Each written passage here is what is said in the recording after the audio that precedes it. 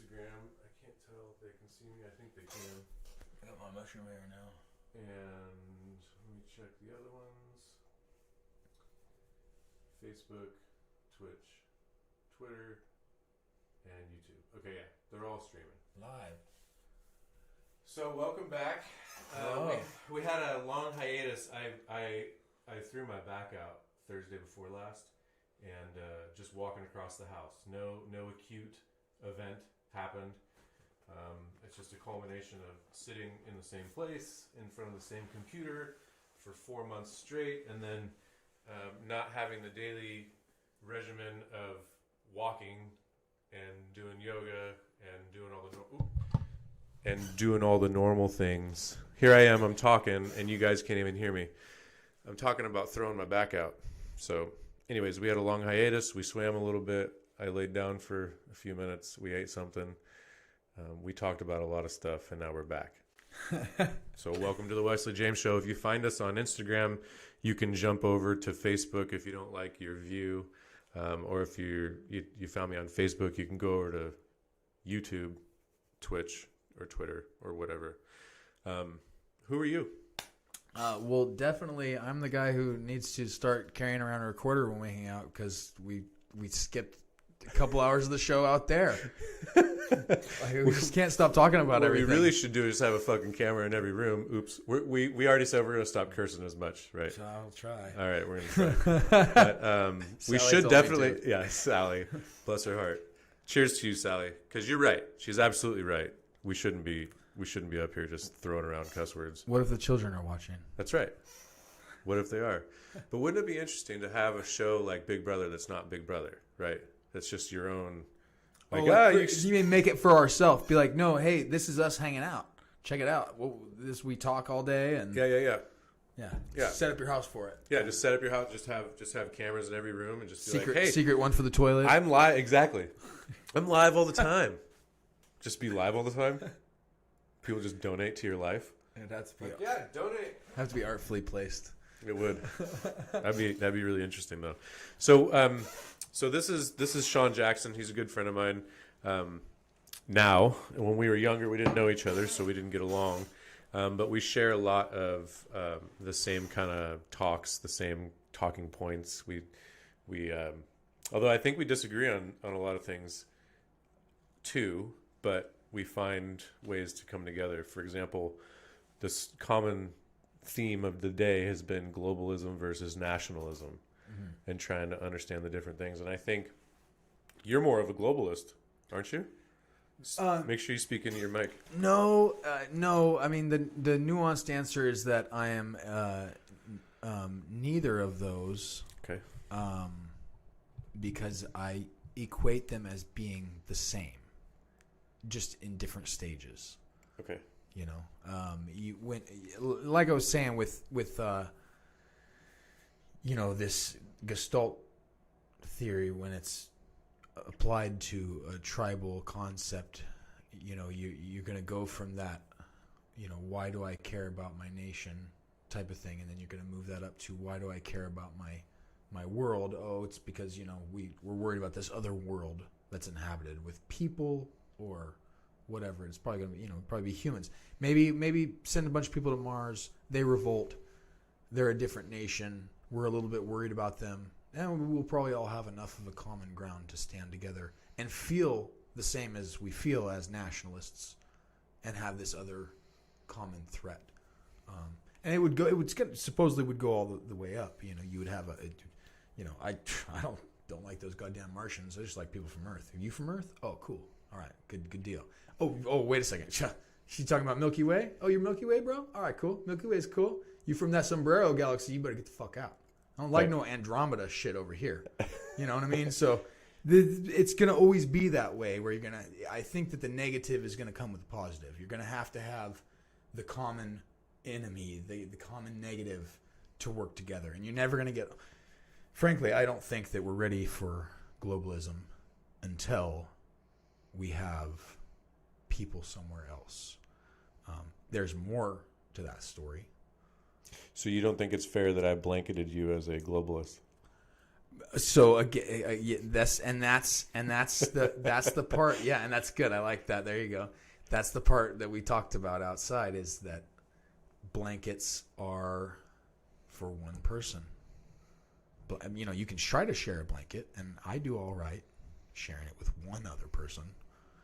But I mean, trying to share it with 3 people sounds astounding. I mean, maybe Wes sounds like he's a pretty nice guy. Maybe 4 people could share a blanket, but I don't see how you could share a blanket with 100 people or 1,000 people or 330 million people. Right. Everybody's going to be tugging at it. Yeah, it's crazy. And so blankets don't work. So blankets are dangerous for more than one person. Right. Really, generally, and that's kind of the philosophy there. Blankets only work for one person.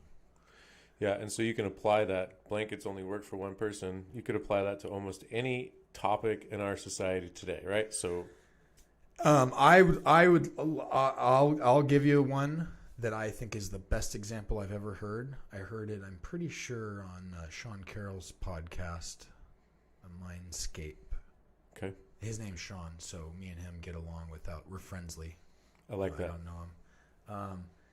Anyways, he says, utilitarianism. So, on the surface, that sounds good. Everybody promote as much happiness as you can. Promote the most happiness. We're more worried about the outcome than we are about the person performing the outcome or the action. Well, right. That's what utilitarianism is, right? That's where utilitarianists worry about the outcome of an action more than the action itself or the person performing it. So a utilitarian would say everybody needs to be fed, for example. And one easy way, and that works really well with this example to understand it, is just to say to promote the most happiness. Okay. And the reason I like to say that, and the reason that this example works when I heard it on his podcast, is it signifies how easy it is to sell a blanket. Okay, so walk up to most people and just say, "Hey, have you ever heard of utilitarianism?" And they haven't. You say, "Oh, it's just the ideology that would just try to make everyone as happy as possible." Don't you agree that everybody should be as happy as possible? Don't you agree? Exactly. I do. And people are going to say, "Well, God, that's my new ideology. Why didn't you say so?" Yeah. Sign me up. A lot of people are going to say that makes a lot of sense. I want to be on that team too. And it makes a lot of sense on the surface. And what I heard on this podcast is just a great example, which I can come up with all kinds of them. You know, I could say, "Hey, you've got 15 video games, and there's 15 people living on the street, and they all don't have any video games. I think you should give them all a video game of yours." But that sucks. This is a better one. You've actually got 20 good organs, and there's 20 people out there that just need one organ to live. So I think we should take your 20 organs, and you'll be dead, and we'll give those 20 organs to those people, because we'll promote 20 times more happiness behind you. So. Right. And we all agree. We'll save 20 lives by sacrificing the one. We'll sacrifice one life. And then this is the best part. We'll do that in secret, just so that they feel better about it. We'll do it secretly. So, as you can see, blankets don't work. Right. They just don't work. Another one I like to say is killing. We could all agree it's pretty easy for us all to agree that killing is wrong, right? You don't want to kill. We should make a rule: no killing. Right. Should we make it? Yes. Okay. So now the society is no killing. Remember, the whole world is Wesley Street here. No killing is the rule. Okay. So people break rules, and down the street, one of Wes's neighbors kills one of his other neighbors. In a hypothetical world. And he, what does Wes do? Does he not go over there and stop this guy who's killing neighbors? Like and he's an active shooter. Like there's an active shooter. Yeah, and then he street. keeps killing neighbors, and he's going down the street, and he's getting closer and closer to Wes's house. Each day, he kills another neighbor. Should we stop him? Maybe a group of you would come through, but then you know what? The rule says no killing. Rule says no killing. And And that's a tough one, and that's where blankets don't work, because we actually have that in our society. When you have an active shooter, He's killing a bunch of people. He keeps killing people. He's killed like 7 people. Now he's killed 8 people, 9 people, 10 people. Okay, let's stop that. Let's go ahead and stop that. And, you know, in the future, if they have the best technology in the world and they don't have to kill him to stop him, then stop him as soon as you can, I guess. But I think that it makes sense if we had some sniper on a building that could fucking kill the guy and stop him from keep killing people. We would do that. I see the trade-off there. So not even a sniper. Think about so I guess I'll argue the other side of it. Think about not a sniper but a satellite that does the same thing. Yeah. From a distance, a robot. We've got a exactly. It just recognizes you because you don't have your mask on. Right. Yeah. Right. Or so it recognizes there's some violence happening, and we've given this robot the authority to pull the trigger on its own, and it basically just knocks down whatever active shooter with a laser beam. Yeah.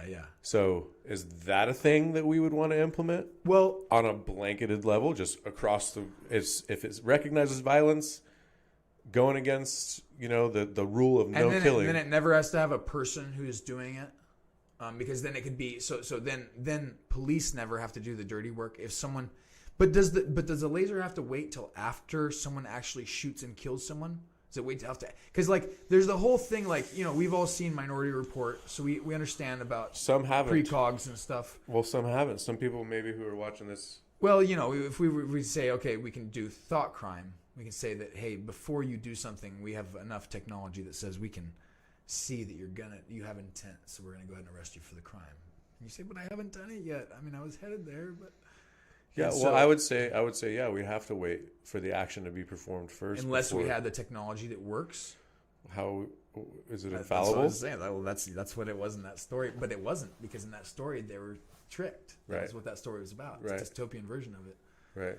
So I guess it just depends. 1984 also has thought police, but that's a real bad version of it, even worse than Minority Report. We don't want those, really.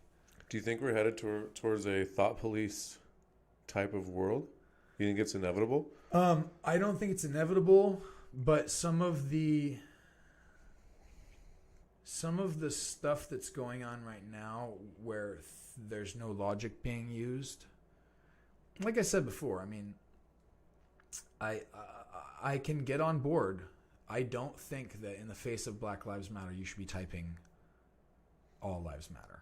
It's kind of rude and childish. It doesn't work. Right.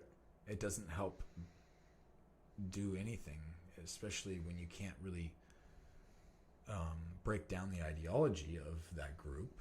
Even if the group is bad, you can't break down the ideology, because the ideology makes sense. Take care of everybody. Take care of black people. They need help right now. Take care of them. If the whales needed help before, take care of the whales. That sort of thing. I get that. But it's not racist. And to call everything racist these days, that's crazy to me. To change everything around, it just seems like everything keeps getting changed right now. Like you can't go in any direction, and it doesn't feel like there's freedom of speech. It feels like there's freedom of speech on one side. I'll tell you, I make these videos half nervously. Because I am employed. I do have a job, and thankfully my employer is very diverse and kind of progressive thinking. So I would hope and pray that they wouldn't come after me, but I could understand that in the face of public scrutiny, I hate to get you fired on accident. I'm sorry. No. I mean, here's the thing. I've already made peace with that. I made peace with that a long time ago. I have a job. Well, I didn't think about that. Think about that. That's what I'm saying. What if it blew up in my face? It could. It absolutely could. Well, I would go work at a different job. I know a different job I could work at. And so would I. That's the thing. So would I. And actually, I don't think that anything would happen. But what we're seeing these days is people are being doxxed on Twitter, which means that their personal information is being shared. And then that gets back to their employer that they've said something such as all lives matter. Yeah. And like I just said it on your show, but I didn't say it like that. No, I just talked about it in a theoretical sense. Right. But you can take a snippet of it. And that's the problem too. You can't talk about shit in a theoretical sense. Like we can't go down the conspiracy rabbit hole Otherwise, people will be like, "Oh, these dudes are spouting off conspiracy stuff." Yeah, I'm not going to And I'm not going to watch this. And we literally said at the beginning, "Hey, we're just going to go down these rabbit holes. This is what this one is claiming. This is what this one is claiming." Yeah. You know, there's a lot of them. There's different conspiracies. There's one that there's Bigfoot out there. I don't know if you guys have ever heard of that, but there's a big old hairy guy supposedly with big feet, and there's another name for him, Sasquatch. Sasquatch. So that's, everybody's squatching. That's as much as we know. You know what's great about that though? What my thing is about Sasquatch is that, I mean, unless he's some mythical character that just lives forever, there's got to be some sort of bodies. Yeah, we we find the dead versions of Yeah, him. he's got to have a cousin somewhere. Yeah, they don't like magically have this race, and then like whenever they die, their bones somehow like burrow deep into the earth and become like fossilized. Right. Because we can't find them until Right. you know. Yeah, that's crazy. That's crazy. And so yeah, we're definitely not trying to spout off the conspiracy theories that are easily debunked, like flat Earth, for example. I never liked conspiracy theories. Like I said, 10 years ago, I was like, "Fuck all y'all," and and then you watch Zeitgeist or what? no, it just What turned you? Nothing really. I mean, I always watch a lot of different things. I think what really made me come, I've always felt like I'm on the liberal side because I don't care what other people do if they do weird shit. Like it just doesn't bother me. Like I'm not religious. I've felt really liberal, but I've always been very moderate because I'm just like whatever. Like I'm not extreme about the liberal issues either. I'm not out there fucking saving the ocean or anything. You know what I mean? I'm not fucking it up either. I'm not trying to anyways, but I'm not, and I mean, I don't litter, but I'm not like an activist. I'm just, I'm not extreme about my fucking beliefs really. Right. But, I feel like if I had to recall, fuck, I don't know, dude. See, like I said, I learned it like in my 25 around then. I started learning about Eastern philosophy. Really like that. Come back to a little bit of Western philosophy. Then I learned about mindfulness. I was a little thoroughly disgusted sometimes. But I like mindfulness in a certain sense. I just think sometimes people take that shit too far too. Sometimes on the left a little bit. It can get a little crazy. Well, you could take anything too far, can't you? Yeah, it can get a little crazy. I've just dealt with that one personally, so probably have a bias. Yeah. But I'll tell you what, man. Everything like, I used to listen to NPR. Okay? And I still do listen to it from time to time. But I used to listen to it a good amount. And I felt like it was fairly unbiased. I was like, I like this. This is my kind of news. I don't like the news that I see on TV. And I don't like the news that I hear on AM radio. I like this NPR. And I listened to it, and it was like, they would talk about things logically, and they would treat me like I was educated, and they would talk about both sides of issues.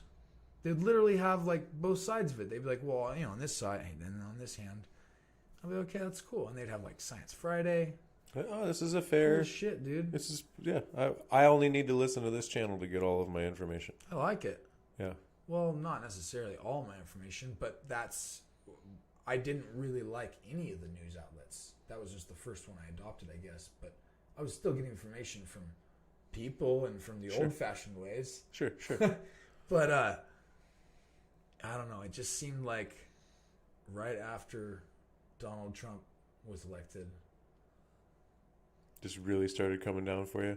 It was just like they wouldn't stop talking about it. It was like, go back to the stuff I liked. I liked all of your like pieces about people and stuff that's going on, and like nice stuff, and they had like good news on there somehow amidst all the bad news that we have so much volumes of. That's another good point. We just said this outside.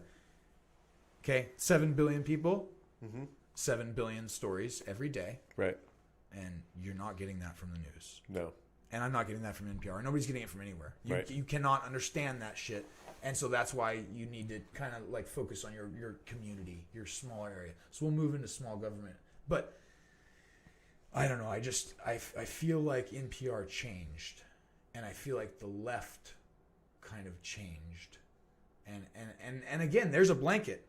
Because I know so many people that are on the left or on the right or whatever, but they don't actually fit every ideology from those sides. It's bullshit. You can't put people into those two groups. Mm-hmm. But whoever's controlling the information behind the left or whatever way it's leaning as far as the media that's being pushed out from that side, it's just they can't get over the Donald Trump thing. And it's gotten to the point where it's like, I don't know, it's like somebody who doesn't get their way and they're throwing a fit. I was not a fan of Donald Trump when he got elected. So I liked him as when he had the Apprentice show. I never even saw it. I watched that shit. I knew shit. his name, but I didn't actually know him that well. I just had heard his name because it was like it was a famous person. I thought he was a person with a lot of money. I didn't even know he was really on Dude, TV. me and Garens went to one of Trump University's like seminars down in downtown Sacramento, and we were like 21 or 20 or something. Huh. And so like I respected like a him. business seminar? Yeah, it was like this is how you invest in real estate. Really, all they were doing is trying to sell you a book. It was literally what it was. It was a sale. It was like a 3-hour sales pitch on buy this book. Oh, while you're on your way out, stop by the desk so you can pick up your own copy. You know, and we were like, whatever. So, but yeah, when he became president, I was like, this is not what we're talking about. And then, you know, a year goes by, we hear nothing but negative stories, negative stories, and it's like, okay, and it looks more like what you were describing, which is this just a bunch of people that didn't get their way? Yeah, I don't know, because like you said, you almost have to go down the rabbit hole on both sides. So it's like if they really believe on their side that Trump is just going to ruin the world and they're so scared of it, then I guess I could see like the urgency that they think there's the justifications for the urgency, I guess. Yeah. I don't know, you know, but it just seems like, well, you know, whatever, dude. Even if he makes it for another 4 years, he's not going to be in there permanently. Like, eventually it's going to be a different president. Well, but if you talk to certain groups, they say that even if he loses the election, he's not going to leave the office peacefully. That's bullshit. I agree with you. There's so many checks and balances in place for that not to happen. He would not. It doesn't matter if he says that. He's not going to get the backing to do that. I know it. It doesn't work that way. I know that, and you know that. But there's some part of the internet. Crazy coup where he drops a nuke on America and strategically. You know what I mean? Like, and who's gonna fucking put those codes through? Like, I don't fucking know. Maybe, whatever. But that's the vocal minority. Yeah, I don't think that he's gonna do that. I don't think so either. But I think that's the thing though, is I think people are legitimately afraid. And when I say legitimately, I don't mean that it's legit in my eyes. I'm saying that they've made it legit in their eyes. You know, they are in their point of view, they're legitimately worried. And with all of that worry, it's become like this self-fulfilling prophecy, hasn't it? Right? Like a lot of the anger over the last 4 years has boiled over into, you name it, topped by this year being the riots. I guess, but it doesn't feel like it's that. It doesn't feel like the people at the top would be naive enough to have that be an accident. Right. Like, well, considering everything they know about the human psyche and yeah, especially because that all mostly comes from that side. That's right. Like I mean, literally, I learned about mindfulness from this therapist lady that I knew, and she taught me all about it. And man, by the end of it, it was almost like it almost seemed like mindlessness. Mm-hmm. But that's only if you take it as one side. I mean, mindfulness is lifted from Eastern philosophy, and it's just one side of it. You have the other side of it too. I mean, basically, active listening is a better way of describing how life should be going. Mm-hmm. Like, it shouldn't just be one directional. Right. Like, I don't know. I have a real big problem with some of the language that's used. I don't know. Some of this stuff recently on the left is just getting crazy. Why do you think? I get that the right has always had its wackos too. I'm not saying it doesn't. They all have radicals. Every group has radicals. But you know, the left didn't used to seem as crazy. Yeah. Maybe they should chill out a little bit. Maybe. Why do you think the BLM protests are kind of synonymous with "fuck Donald Trump"? Because, see, and that's, again, it seems, I've heard, you know, it depends on where you get your information from. If I strictly take my information from liberal friends, well, then it's because he's racist, and that's part of the problem. It's not just that it's like connected through people, it's because that literally is the logical reason why that's connected, and that's what part of the problem is the racism. He's clearly a racist type of a deal. You talk to other Republican friends and they say, well, no, Donald Trump has all these really good numbers in the polls with African Americans, and so they actually support him, and so the fact that they're connecting it is just a ploy of the left. Like, so it just depends on who you hear your information from. They're going to tell you one side or the other, and it's really probably something in between. There's probably pawns, there's probably people all over, there's probably black people who like Donald Trump, black people who don't like Donald Trump, Black Lives Matter people who do like Trump, Black Lives Matter people who don't. Maybe the percentages are skewed there, but there's probably a lot of different types of people. Like, there's no fucking... So we can't blanket. So we can't fucking blanket people. It's so Right. stupid. Like, you Right. just can't blanket shit, man. Right. Exactly. And you can't blanket globalism or nationalism. It's not one answer or the other. It's, when it happens, it's kind of... Everything is inevitable. Eventually we will get to a point where we either fuck ourselves over and ruin technology and move ourselves way the fuck back, or we'll get to a point where it becomes globalist because we have some other planet to focus our animosity on. Yeah. Well, that's what I thought was so weird about them introducing aliens to the public conversation a couple months ago. Oh, try to get that to hook as a globalist. Okay, I see what you're saying. Right? You know how that could hook as a globalist. this whole time they'd been keeping the UFOs close to their chest, and then this year, COVID happened. First of all, Kobe dies. I mean, that's the first thing of the year, right? For me, anyway. The impeachment trials, Kobe Bryant dies, and then COVID-19. And then after COVID-19, not after, but during the lockdowns, they introduce all the UFO, or not all of, but they introduce some key UFO sighting footage, right? And so it's like, okay, what are you guys prepping us for here? The I didn't think about what you're saying that, but the alien thing, that makes a lot of sense for the global agenda. Right, if totally. you're going to say down that rabbit hole, to use that as a, hey, look, careful, Right. They cut cows up. Right. And same with COVID-19, right? A virus that you know very little about that's affecting the globe. Yeah. That's a common enemy that you can rally behind, also, right? Yeah. So it's interesting that we sit within a nation that wants to protect its way of life. So the Kobe thing, though, Oh yeah, tell me. I don't really know sports for shit. I mean, I can tell you like what Magic cards are and Simpsons characters, but I just don't know anything about sports. Okay. And the Kobe thing, it's so funny how this is a classic example of how we're all getting our news and we're not on the same page. We're all getting our news from different places, and none of us are on the same page.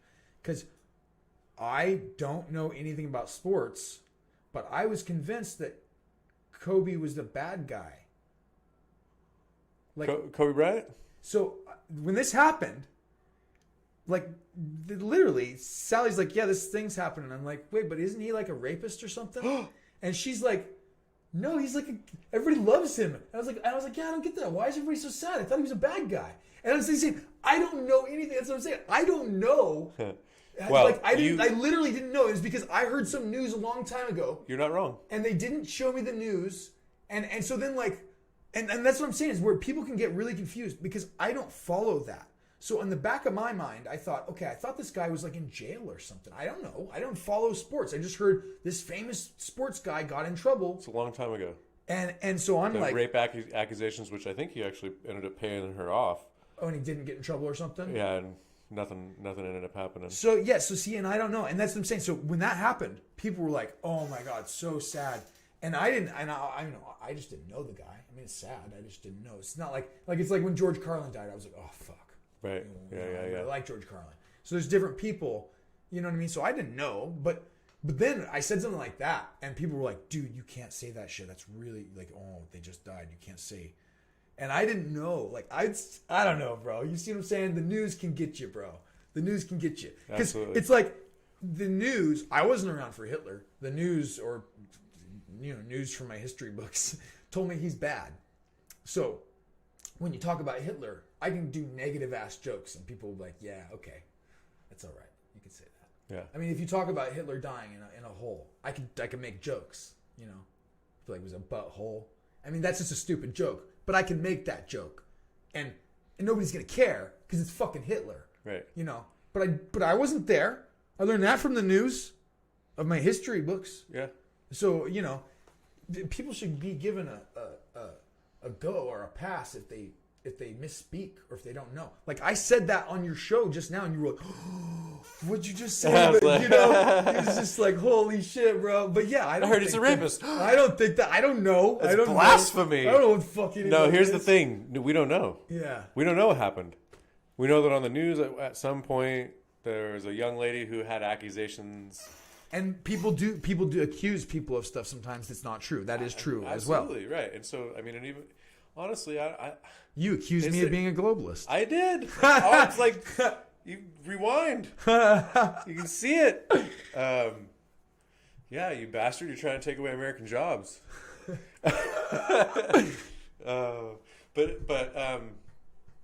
Yeah, dude. It's really fascinating to me because everybody has accusations. Like, is there such thing as a celebrity that doesn't have some sort of accusations against them? Yeah. I think when you get famous, no matter what, you come under so much scrutiny that it's going to be like, oh, okay, well, there's nothing really bad about him, but look at his left eyebrow. It's just something stupid. They're going to pick apart whatever the fuck they can. Right. But I also think I do have an idea about this. I'm gonna be harsh with this one. It's like a stand-up routine, so don't take it seriously. Okay. Everybody, jeez. Yeah, who are you talking to? I'm gonna look at him with disdain. Okay, so, no, you guys are cool. I love you guys. There's a loving look. Okay, so, seriously, there's a situation going on here. I'm gonna be mean. Football players. Yeah. What are they? They're hitting their wives and stuff. I've seen some videos. No, I think they've always been hitting their wives. Everybody's just got a camera. But that's a blanket. They don't all hit their wives. There's a bunch of nice football players. I'm just being a dick. But same thing. Oh, man, you know what? There's always been corrupt cops. There's always been fucked up cops. We just all have a lot of cameras now. So now we're getting to see it. Oh, wait. There's always been fucked up politics. Yep. Mm-hmm. It's always been fucked up. It's always been rigged. There's always been goddamn fucked up politicians. We just all have cameras now, so everybody's getting caught for shit. And everything's getting recorded. Yeah. And then there's a million fucking people or a billion people to comb through it all and say, look what you said last year. And then look what you said 6 months after that. And then look what you said now. And we can put it all together. They're going back on people's Twitter feeds and pulling up stuff that they tweeted, 11 years ago. So there's all of that recording going on. Yeah. And basically, it's technology putting everybody in check. Yeah. Saying, hey, you know what?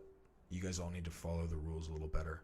And you're going to find that, I have a chapter in there that I'm going to try to work on or a paragraph on the technology. Basically, we have a situation where technology is making these generational gaps. A long time ago, for 1,000 years, you and your son and their son and everybody all live the same life, basically. Every now and again there was a technology change, but not much. You guys all live the same life for a long time, a lot of times. Very similar ways, similar fashion. And now, with technology, you've got 4 or 5 different generations that kind of have an idea of what technology is, where it's at, what life should be like. And they're all trying to live together, and it's just not working out very well. And there's a lot of people who get, in the older range, see the newer ideas, and they're like, I don't like that. Like, there's old people who don't want to be pod people. Younger people like to be pod people. It comes down to traditionalism versus progressivism again, right? Well, and each generation is okay with new things. So, like, a certain amount of new things. Yeah. So, like, for instance, we are basically all taught now. Like, almost everybody's okay with video games now. You know? Yeah. When I was a kid, my parents' generation was not okay with video games. Yeah. We weren't allowed to have it. We were allowed to play for however long we wanted, and when they were kids, their parents weren't okay with TV. Right. Okay, and then when those parents were kids, they weren't allowed to sit and just listen to the radio all day. Right. And then before that, you need to get the fuck out and do some work in the field. You can't just be and reading stop books all putting day. your nose in a book, Yeah. exactly. And then before that, I like the original one. Stephen King actually says this about the most original form of storytelling is oral. So before that, you were over there fucking sitting around the campfire listening to old uncle's stories. Stop doing that. Right. And so every time people get like scared of the next generation, and to tell you the truth, what I feel like is coming next, my child's generation, I have 2 children, they're going to be in a generation that is used to being filmed. They have no qualms with being filmed. They're like, whatever, dude. Yep. I don't care. Just, you can film me. I'm used to it. Yep. You and me don't like it. Our generation's not used to it. We're like, stop filming my tiny wiener. I don't like this. And so, you know what I'm saying? It's they're not going to care. They're going to. My niece, for example, one of my nieces, she's like 12 or 13, probably 12. She talks to her friends almost exclusively on FaceTime. Oh yeah. And still, it's like, I've seen her talking while she's had to do the dishes. She had chores to do. She had to do the dishes. Yeah. She's still on the phone with her friend. She puts she puts her phone up in front of the sink, and she doesn't even look at the phone. And her friend's not even looking at the phone. And they're just talking. They're just talking. She's just doing the dishes. But they're on film. But they're on film the whole Yeah. time. Yeah, they're on video the whole time. Yeah. So I know exactly what you're talking about. They're totally, the new generation is like, film me, I don't care. Yeah. And I'm trying to get myself into it. That's the kind of what the purpose of this is like. I know what you're talking about too. Sally, she likes to do that. She likes to do the video chat. Mm-hmm. And so we've done it a lot, and we're getting all this extra footage of ourselves that these companies just have. We don't even have coffee. I know it. And we don't own it. Yeah. So it is getting crazy, but there is positives and negatives. Again, technology is putting us in check. I think that there's some good things. I think that it's calling out stuff that was already going on. Like I said, agree. there was a lot of aggressive males treating their spouses shitty in the past, and now it's like outed a lot. Mm-hmm. There's also all this stuff with the Me Too thing with a bunch of people in Hollywood. Right. There's all it's the same with the Black Lives Matter with all the police, the stuff that police are doing. It's like, hey, sorry, you guys are getting called out now, dude. But here's the thing. So I agree with everything that you said, because what you're talking about are universal truths. Like, we shouldn't beat women. We shouldn't beat anybody. Yeah. Really. And police officers should be held to a higher standard. They shouldn't be killing anybody while they're trying to detain them. Yeah. These are universal truths. Problem is that none of this stuff is bordered. Like, it feels like there's a spillover effect, and what we're doing, what we see Twitter doing, what they call the cancel culture, is that they are... What do you mean bordered? Bordered. There's no containment device. What's happening is that we're taking today's morals and applying them to yesterday's actions, or yesterday's words, for example. And so I'm okay with it in the context of... like if we say, okay, George Washington was a piece of shit. Exactly. And it's like, wait a second. Actually, in the time that he lived in, he was not a piece of shit, and you guys are all wrong. Right. So you're going to go back, Alexander the Great was too, so it wasn't the point. Actually, every fucking figure in history, period, before the time of when things were different, it's just like, it's crazy, dude. Right. That means applying today's moral standard to yesterday. Doesn't work. So, but in the context of, slavery, for example, that makes sense to me, right? But we can't go around like yanking down statues, for example, of George Washington, even though he was a slave owner. So the statue thing. Can we? Well, the statue thing, I do have an opinion. They belong somewhere, don't they? Now, it's not necessarily where they are, but is a historical thing, and it maybe applies in a museum. So I can give you 2 extremes. Okay. And we could say it somewhere in between. Okay. And that's the best I can do.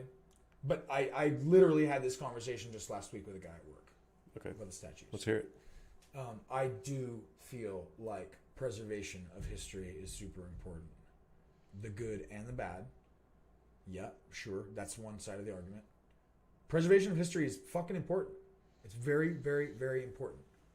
Like the good and the bad. That's why you can go and tour Auschwitz. Yeah. Right? And if you only preserve the good, you forget about the things that the bad guys did, and then they can have an opportunity to do it again.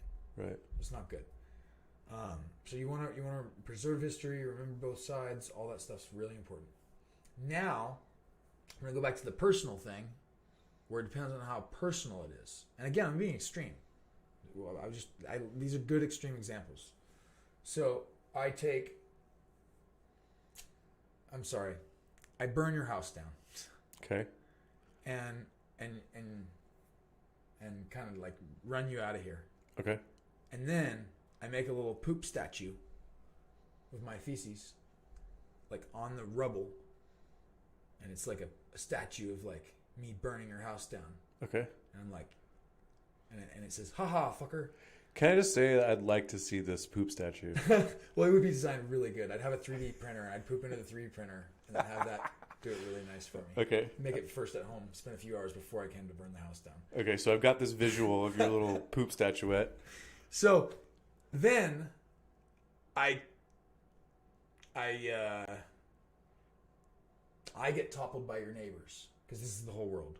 And they're like, this is so weird. This guy showed up who's never been in the world, and we don't know where he came from. But he just burned Wes's house down. So they stop me, and they find a hole down at the end of the street that I told you to go look at for 3 hours, and they throw me out of the hole. Is what they told you. It's all lies. Who knows? Anyways, you come back. I'm completely out of this situation anymore. But there's some history there. But it's so personal that you're like, you know what? Fuck Sean's little poop statue, and you kick that motherfucker, and you're like, I'm not even gonna preserve it. I'm not gonna put it somewhere else. I'm just gonna. And you're like, I wish I didn't even kick it. It's on my shoe, But it depends on how personal and how much the statue has been accepted, I guess. Mm. Now, I get some of the arguments about these statues that were like made in the civil rights movement, and they were made like way after those people had died or whatever. Like there's some of them in the South, I guess, that were made after the civil rights movement just to piss people off. Right, in the face of the civil rights movement. Yeah. Right. So those seem kind of rude and stupid. So I could understand that. But you said, you cannot take today's standards and put it on yesterday's heroes. Like that doesn't work, dude. Right. You're gonna we'll tear everybody down. Yeah, well, you're gonna constantly find that people are not doing the right thing. I mean, if you did that in 1,000 years, they're gonna be like, look at these fucking assholes using plastic straws. Right. You know what I mean? It's stupid. And so then what are they gonna say? Like, who's a good guy today? Who's something we can all agree on who's a good guy? The Rock. The Rock. Okay, so The Rock. They're gonna be like, we love The Rock. We love The Rock. He invented being a good guy. And do you smell what The Rock's cooking? That's all I want to know. But in the future, they'll fucking see videos of that asshole using a plastic straw, and that's it, dude. How about crushing beers and shit? Well, he's wasn't it with Stone Cold Steve Austin back in the day drinking beers and like what if drinking beer all of a sudden is like alcohol becomes super super bad. Yeah. Like, what's wrong with these people drinking alcohol? Yeah, and then they start tearing down our heroes of today. Because of what he did 20 years ago. It's gonna keep happening. There's gonna constantly be things like eating meat, maybe eating factory farmed meat. If they start processing meat and making you little meat patties that are grown, what I like most. This is disgusting, and I hate the idea. But Joe Rogan was talking about it. He's like, no, you should have to eat human meat, and you should have to take your own culture in. So you take your culture in. And then they start making meat for you to eat. If you want to eat meat, you got to eat human meat. First of all, we stopped eating any other animals. Wow. So because just to be the most ethical we can. Right. But also to be most ethical, you have to bring your own culture in. So you're eating yourself when you eat meat. Oh my God. That's the future. That's the future ethical way to eat meat and still be progressive and all that. It's scary. Oh my right? God. But that's that's what I'm saying. You could really judge people from the past, and it's not fair to judge them in the past. Like they didn't have the same information we have right now. It's almost funny to me. All these people right now could be like, oh, I'm so blessed with all the communication I have on this planet. So I've been able to learn all this shit and all this fucking history and all this information that people have collected over 1,000 years. I've been able to learn this shit just hella quick. I'm so fucking smart. I'm so much more educated than people 100 years ago. I'm so blessed. Fuck those people 100 years ago. What's wrong with you? Yeah. Why don't you feel bad for them? I feel bad for George Washington. He didn't have shit, and he still figured some shit out. Got us the fucker out of there. People that are allowed to sit around all day and think about stuff, obviously, and write books and like they did, you know. Yeah. And this day and age, I feel like even our authors are kind of shortchanged because they're distracted in so many different areas. You know, there's so many pulls in every direction these days. Where back then, you could live in a log cabin and only tend to your, you know, couple of cows you had outside. Yeah. And the rest of the day, you were a thinker. Yeah. You know, and you jot stuff down or read a book if you read at all. But that's where philosophers came from. Do we even have any modern day philosophers, or does everybody just talk? Kind of. I mean, there's people. I don't know. Everybody says like the dark web shit, all those people, but there's a bunch of people out there that are smart. I mean, there's people that have good philosophy, even if they seem like meatheads. Like Jocko Willink seems like a meathead, and that dude's fucking got it going on for ideals. Yeah. So, you know what I mean? It really just depends on who. There's a lot. I love Jocko Willink, but he's a little intense for me too at times. Yeah. So. Well, I was really pissed off because I just saw his book, and he's doing my thing. I was like, oh, the thing! I'm so excited! Check out my thing. Showed it to him, and he's like, oh, that's cool. I go to his house, and he's got Jocko Willink's book right there, and I open it up, and it's the same thing. It's the same concept. It's not the same ideas, but it's a little title, a little paragraph per page, a little paragraph. Mm-hmm. It's just like, you fucker. Took my idea. I guess you get up earlier than I do. But that dude's up at 4:30 in the morning. Yeah. There ain't no stopping that. I was up 3:30 today. Oh, were you? But yeah, you drove a long way to be here today. Yeah, they're like 4.5, something like that. But no, it's worth it. I like to do this. I want to do this. You know, I've been wanting to start mine up again. I've been on hiatus working on my house. We can do video chats. Yeah. I don't like it. Whew, me either. I'm almost against it. If it was ever a video chat, it's like not worth doing a video chat. It would a video thing, and no one would follow it because today can't follow it. But the only way it would actually work is if it was like chess, where it was like, here, I'm going to send you a video of what my sentence is. And what's yours back? Make a video at home now of your sentence, and then we'll start adding together, and then you know that's the only way it would actually work. The actual communication of trying to talk in real time over those things does not work. No, because you have to like wait for a long enough pause. Delay. Yeah, I can't even talk on the phone with people. Yeah, like it's just not. It doesn't work for me. I don't know why. I agree. I get frustrated if I sit on the phone with somebody for too long. Yeah, it's important to communicate in person so you don't like screw things up. You know what's funny though too? A lot of people don't like communication through text. Mm-hmm. They think that it's like doesn't have any nuance. I completely am the opposite. I actually feel like you can be very, very, very nuanced in what you write down. I think that you're more liable to just say things that you didn't think through when you talk. Like what I just said about Kobe. I find that I put my foot in my mouth way more. You would have sent me a paragraph on that. If it were text, you'd have been like, this is my disclaimer on this. Exactly. Yeah. So it depends on how much you write. Right. If you're an asshole who just writes his thoughts and you just fucking don't have any filter. All lives matter. Yeah. Well, I don't want to blanket those guys as assholes, but. Well, aren't they? I mean, I don't know. Just in the moment, maybe. It feels like it. But still, I don't know. I feel like there is a lot of nuance in writing, and it depends on how you use the tools. You know, there's lots of tools that people don't use in writing that mean what they mean. You know, you have to also learn how to understand text. And I know that people talk about how easily things are misunderstood, but that again is a problem with the writer and with the reader. You know? Yeah. Yep.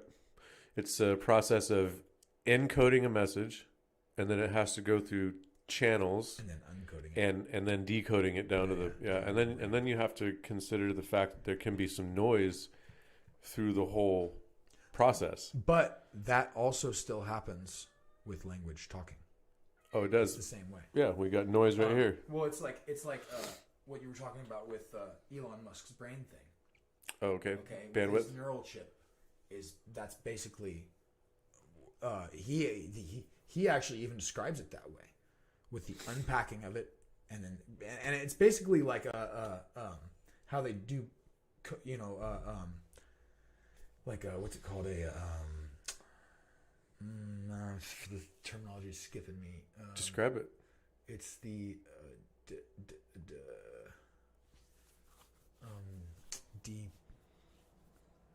D something. Anyways, it's how you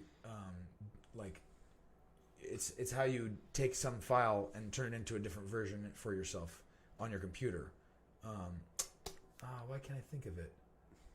You always have to download them for your VLC player to be able to watch everything. A zip file? No, it's a D uplog, downlog, pound. I don't know. I can't think of it. It doesn't matter. Anyways, but yeah, it's essentially what you're saying, like that. It has to you have to unpack the data, transfer it, and then repack the data, and it takes time. Whereas if we could just talk, just send information, boom, boom, boom, boom, and we're not, even then it would still be the same thing like the computer does, but it'd be faster. Mm-hmm. But yeah, talking is not even as efficient as what supposedly the Well, I'd rather talk in person than writing. Than, like, for example, communicating to people on Facebook.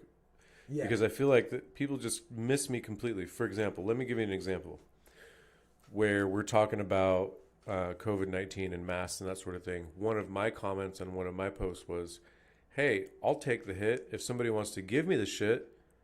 If Mother Nature says I don't belong here, then I don't belong. Yeah.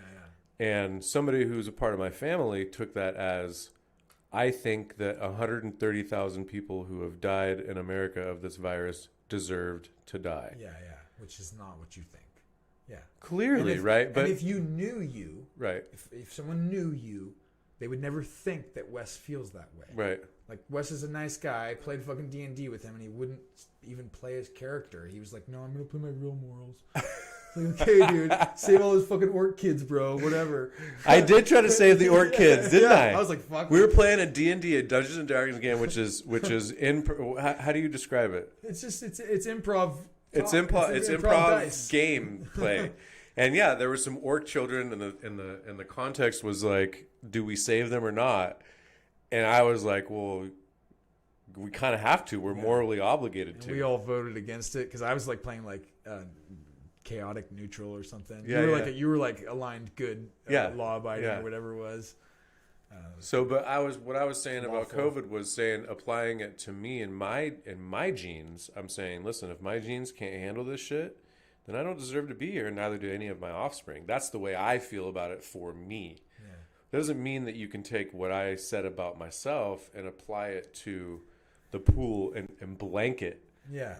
No, and like you said, there is a definitely, when you meet somebody through one comment on Facebook, then you don't have any nuance in your relationship. Right. You if you have somebody on the show and you talk to them for 3 hours, or if they maybe take the time to look at your content, since you're trying to put yourself out there, so you're like, hey, look, you can kind of hear me talk. Right. That's why I'm doing the video, not just like my text, because you can think anybody's anything through, like you said, it's hard when you just have a little bit of text. If you have a lot of writing, like, I don't know what Robert Heinlein looks like. Probably looks like a weirdo. Let's show the camera. Usually they have pictures in the back of these things, you know what I mean? You want to Google him? All right, there's George Orwell. Look at George Orwell. What a weird looking motherfucker. That guy's relevant. Who cares what that guy fucking looks like?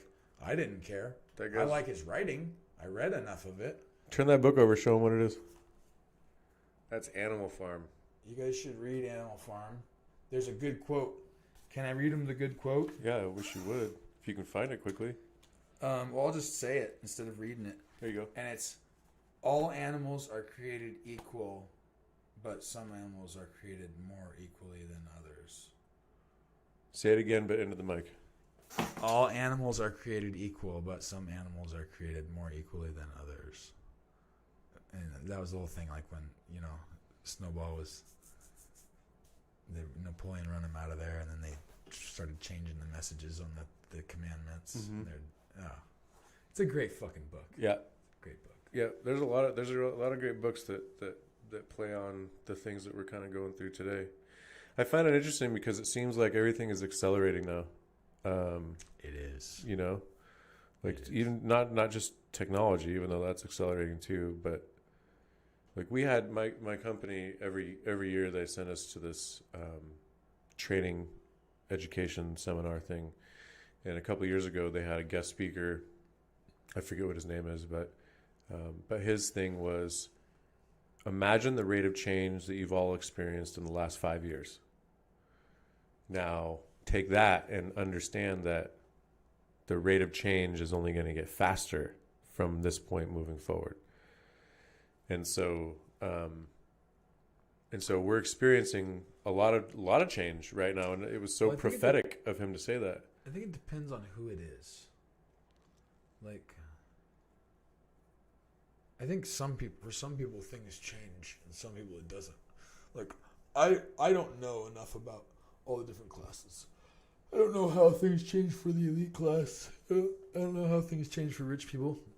But I know that there's not just like, we could draw arbitrary lines and say, oh, here's poor class, here's the middle class, here's the upper class. But there's people who make $57,000 a year. There's people who make $27,000 a year. There's people who make $26,000 plus $500 a year. There's people who make there's people who make $700 a year. There's people who make $0 a year. There's people who make all in between.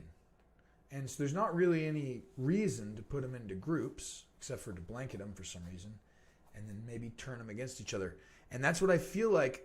I feel like if there was an elite class and they had a global agenda, it would be to turn the middle class against the poor class.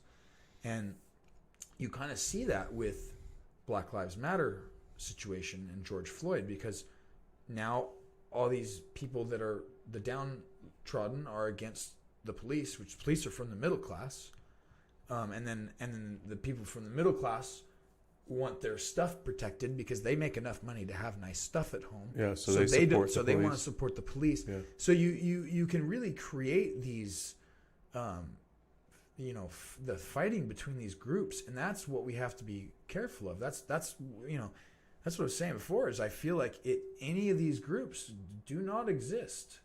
There is no globalists and there is no nationalists. Maybe there's a few, but we don't all fit in those groups. Mm-hmm. There is no leftists and there is no rightists. Maybe there's a few. I think I know one old fucker who's, really fits all the Republican values, and maybe like one really fucking young liberal woman who likes all of the liberal values. I mean, there's whatever. I don't know. Maybe there's one or two, but nobody fits every single exact part of any group like that. It doesn't. Right. It's just not like that. We're all way too individual. We'll be like all the way same, all the way up and down, and be like, no, but I like green better, and you like red. Mm-hmm. Like it's just, I don't know. You can't blanket us in groups like that. That'll never work. That'll never ever work. But it's okay to discuss in terms of middle class versus lower class. No, and that's why I was saying. So that's where they get you, is by saying, hey, be a part of one of these groups, and then you can start resenting the other group. Okay. So you don't want to, like, I'm pretty sure middle class. I don't feel fucking very rich. Yeah. And I know there's people who are also middle class that make way fucking more money than I do.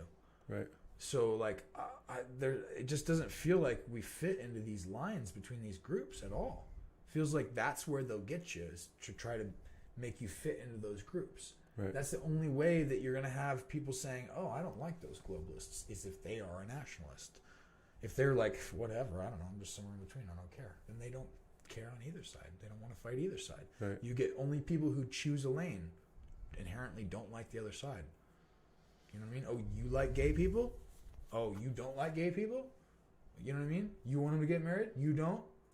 You know what I mean? Each group has its own triggers. You're against women. You're against men. Right. Oh, you're against black people. You're against white people. Like whatever. you start getting into any group, then all of a sudden you're going to inherently have enemies in the other group. Right. And it's just like, don't get in the That's the groups. problem with tribalism. That's what it is, right? Anything. Yeah. It's like we've learned on the Joe Rogan podcast, for example, that any groups larger than say 100 people are not easy to govern. Yeah. Our tribal nature was meant for 150 or something. yeah. Well, if you go by Dunbar's number, Dunbar, I don't even remember his full name, but Dunbar's number essentially says that your brain can only remember 150 names and faces. Yeah. And as you go through your life, you know, for example, there's a reason why you can't remember the lady that ran your daycare when you were 3 years old. You know, I was going to say, I don't know if that's quite true, because I think I could recite you 150 Simpsons characters, and then 150 Magic cards, and then 150 people, and then, you know, I mean, you really can hold a lot. Maybe, like you said, they're not. I heard that number is not necessarily that you can't hold all the names. That's an average. But they can't. It's not something you're going to think about all the time. Mm-hmm. Like you said, there's only going to be a small group that's what you care about, what you think about, what affects your everyday choices. Mm-hmm. And I totally get that, though. Yeah.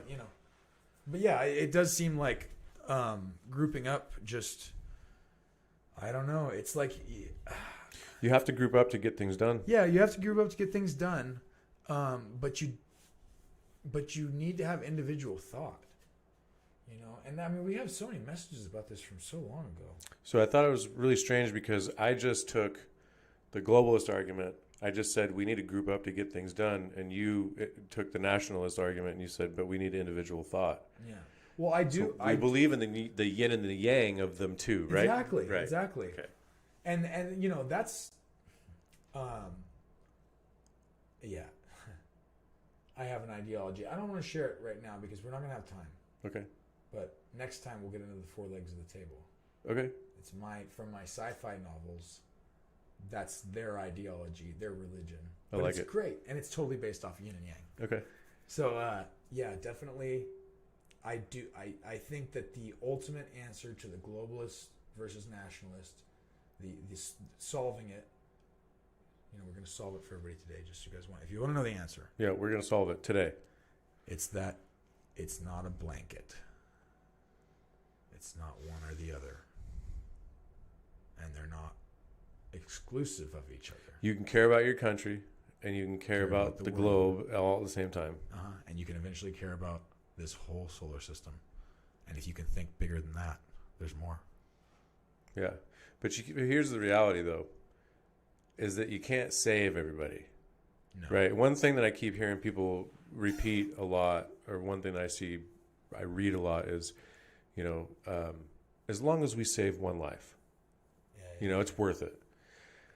And while I tend to agree with that, I also think it's somewhat ridiculous because if we take a look at, for example, driving accidents. Why would we let people drive?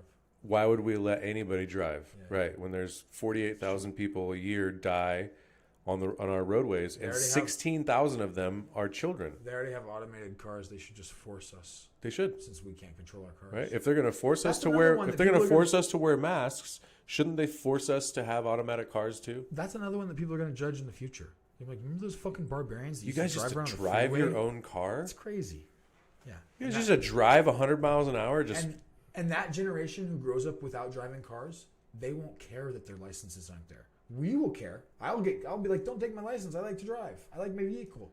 I have nieces that don't even care about getting their license. Yeah. As a matter of fact, one of my stepbrothers, I guess is what you call him, he's really young. He's gonna get me he's like, why would I even learn how to drive? I can just Uber wherever I want to go. Yeah. There's that too if you live in the city. You know, too expensive for me to Uber. So it's already happening. There's already a generation right now that's being raised that doesn't see the importance in having the autonomy to jump in a vehicle and go somewhere. Yeah. You know, and I think it's for me like hey, I like to jump in my car and go for a drive. Yeah, I think it's important. I do enjoy driving. Yeah. And I think that it would be kind of a novelty in the future. Oh, we lost Instagram. You might go like somewhere special to drive in the future. Right. You know what I mean? It's like, oh, they give you a helmet and they give you this, you know, I don't know if you've seen those death prevention devices in Speed Racer where you're just like in a little ball of gel when your car crashes. We'll figure out some way so we can drive and it's safe. They could actually come up with technology like that to where you could drive with real cars if you had enough money. It'd be like, well, you have to pay for the insurance when you destroy everyone's vehicle, but you can go wild if you want out there with the robots. Would you? Well, if you had one of those balls that saves you Oh yeah. from Speed Racer, Yeah. you just when your car explodes, you're just in a little ball of gel that rolls down the hill. Or not even Speed Racer. Demolition Man. Demolition Man had the same thing. Yeah. With the phone. They had that exactly. Yeah. Demolition Man was fucking great. We gotta wait for the last Instagram video to load. This is why I think it's frustrating for Instagram.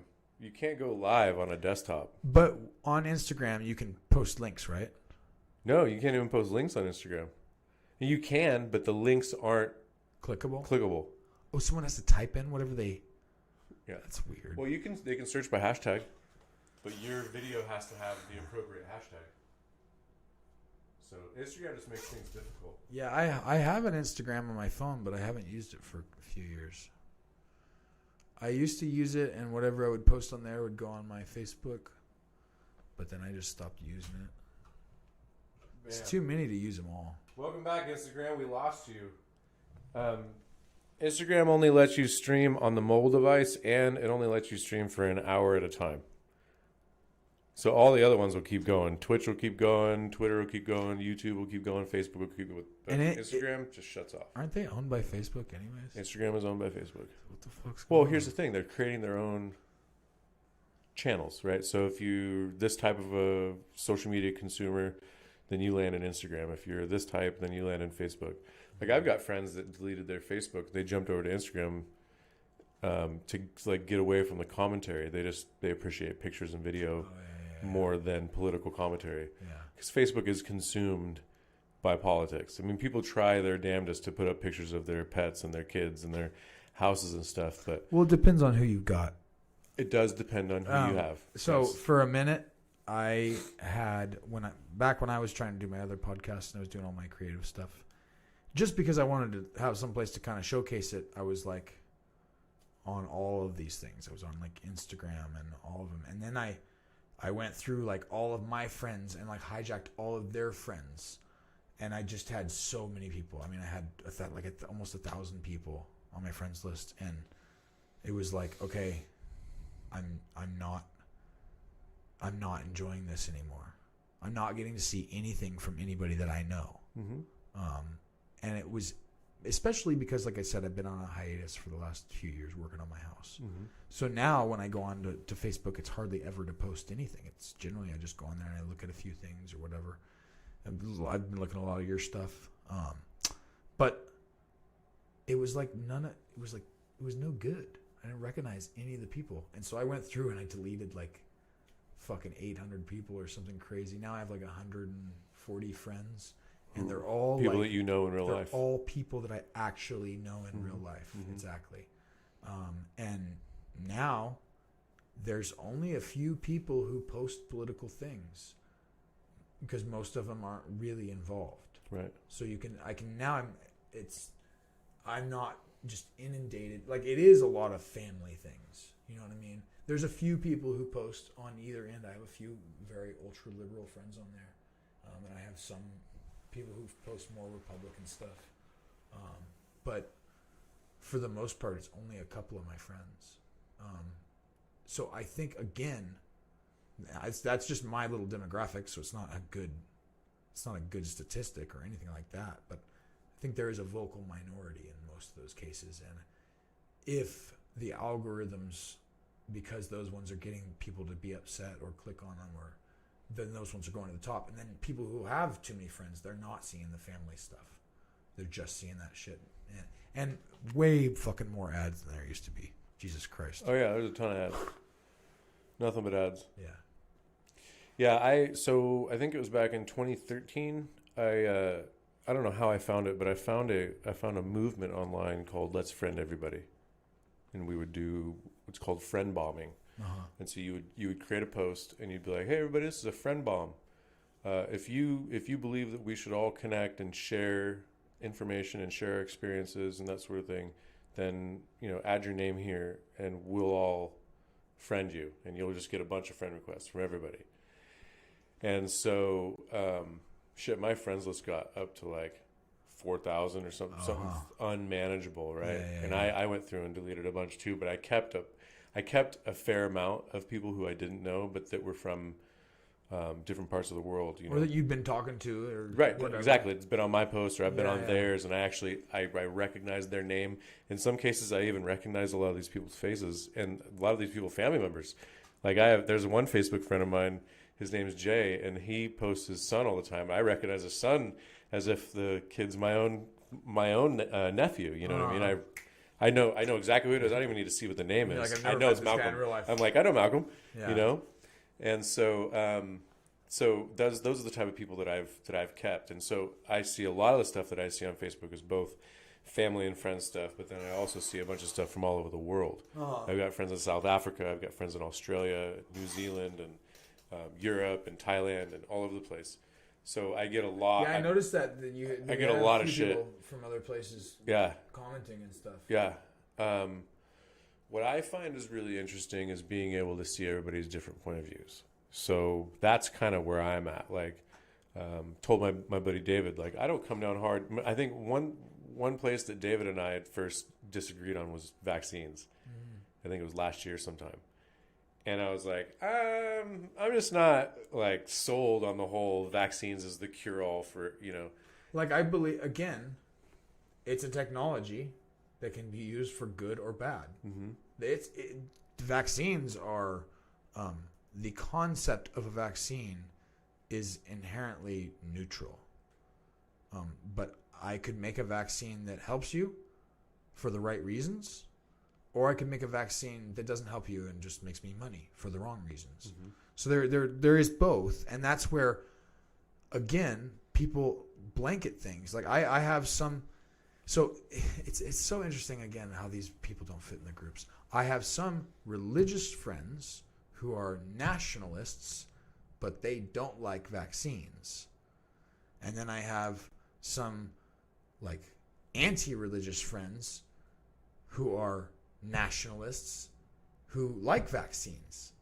So it's like you can find everybody in each group who likes the wrong things for that group. It's like, well, apparently if you're a nationalist, you're not supposed to like vaccines. Right. That's the way it fits into the groups that they try to force on people. Right. But it doesn't work that fucking way. Mm-hmm. I personally think vaccines are great in certain cases. Like, it was good for polio. I don't know if it's what we need for this. There's not enough information yet. We shouldn't rush it. Yeah. I don't know. Yeah, it's so what my point was is that I don't come down hard on one side or the other. I'm always like, yeah. Well, that's an interesting point of view on that side, and well, that's an interesting point of view on that side. I'm gonna still sit right here in the middle. Yeah. And be like, sorry, because honestly, it always seems like as soon as I make some hard judgment or hard opinion or whatever, life always finds this weird way. Somebody will come along and say, "Hey, you showing don't think about it this way." Yeah, that's right. So, and then my friend Kevin, Kevin, he, when he was in philosophy class a few years back, one of the things that he used to come over to my house after going to school, and he would like download some of the stuff that he learned that day on me. And I remember one day he told me about, when you argue with somebody online, you got to remember that no matter what position you take and no matter what your rebuttal is, there's always a rebuttal that's going to be stronger. There's always going to be an argument that's going to be better. So even if you spend your whole life coming up with the perfect argument, there's somebody out there that can put together an argument that's better. What if my argument is you're right? I'd like to unpack that. And you could be like, well, yeah, you're right. Well, yeah, then and that's over. A little bit better, yeah. Game over. There's no movie to watch. You got to have conflict. Funny. That's what's so interesting about politics, right? Mm-hmm. Imagine if politicians actually solved anything. They just got along better. Yeah, well, they made fun of that in Futurama with the neutral people or whatever. I can't remember exactly how it went, but they had like debates between these like twins or something. It was like the incumbents were like twins, and they're like, I think you're policy doesn't go far enough, and this guy's like, the other guy's like, I think your policy doesn't go not far enough, or however they worded it. It was just like, oh my god, yeah, that's how it would become boring as fuck. You wouldn't, but we don't want turmoil either. Like, I don't know, and it's. I almost wonder how have all of these subjects been so clearly divided for so long, and none of us are seeing like, well, there's not that many new subjects to go over during politics time. And so clearly, if there was some answer, we would have gotten to the bottom of it now. You mean like gun control? Like a subject of... Yeah. I mean, there's just any of subject of abortion. Any of the subjects that any of the politicians run on. Taxes. Immigration, taxes, all these things. They're always arguing about which way, this way or the other way, we want to go with it. And I'm just saying, at this point in time, and we've been through a lot of elections now, it seems like if there was some good answer, we would have come to it by now. So we know that there's no... Anybody who argues on a blanket on one side or the other, you're just wrong. You have to see it somewhere in the middle. You have to see the nuance. Yeah. I don't know. So our politicians are very hard-nosed. And so you and I recognize that... I don't think they are. Well, we've recognized that there's nuance in everything, right? Yeah. And yet we're still given the duopoly, the two-party system. Are just actors. I don't think they're truly on the side that they're on. Not most of the time. You think they're just playing the part just to gain the election or gain the votes for next year's election? For a lot of them. Not for all of them, but for a lot of them. There's certain people I like. Certain people seem more genuine to me. But how are you going to decide who the fuck is actually real? None of us actually know. Right. Some people are like, oh, Bernie Sanders is a good guy. Great guy. Well, you don't fucking know. You don't know what he did. Some people like Trump. You don't fucking know. It's actually kind of proven that he's not that great. Right. But so there's different people you could say this about. I think Tulsi Gabbard seemed really great. She seemed like super, super common sense. Really Genuine. Good. Genuine. She seemed like she actually cared. Yep. Exactly. Yep. But different people feel different. I know some people who like AOC.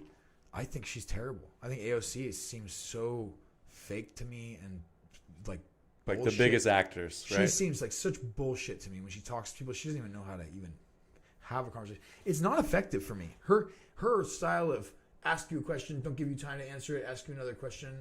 It's so. Well, that's how they always do it at the congressional hearings. They only get 5 minutes apiece. Yeah, that shit's so annoying to me though. Yeah. So it doesn't work. And so if she's stuck under that shit and it's fucking her, then that shit's maybe that shit should change. Mm-hmm. It should go to more long form. That's one thing that they talk about a lot of times on Joe Rogan. Yeah. We need our politicians to actually have conversations that we can understand who these people are, not fucking new, little fucking clips of them. That's ridiculous. I'm gonna pick my president off little clips. Yeah. I like my president seems pretty goddamn important. Like maybe more important than my friends.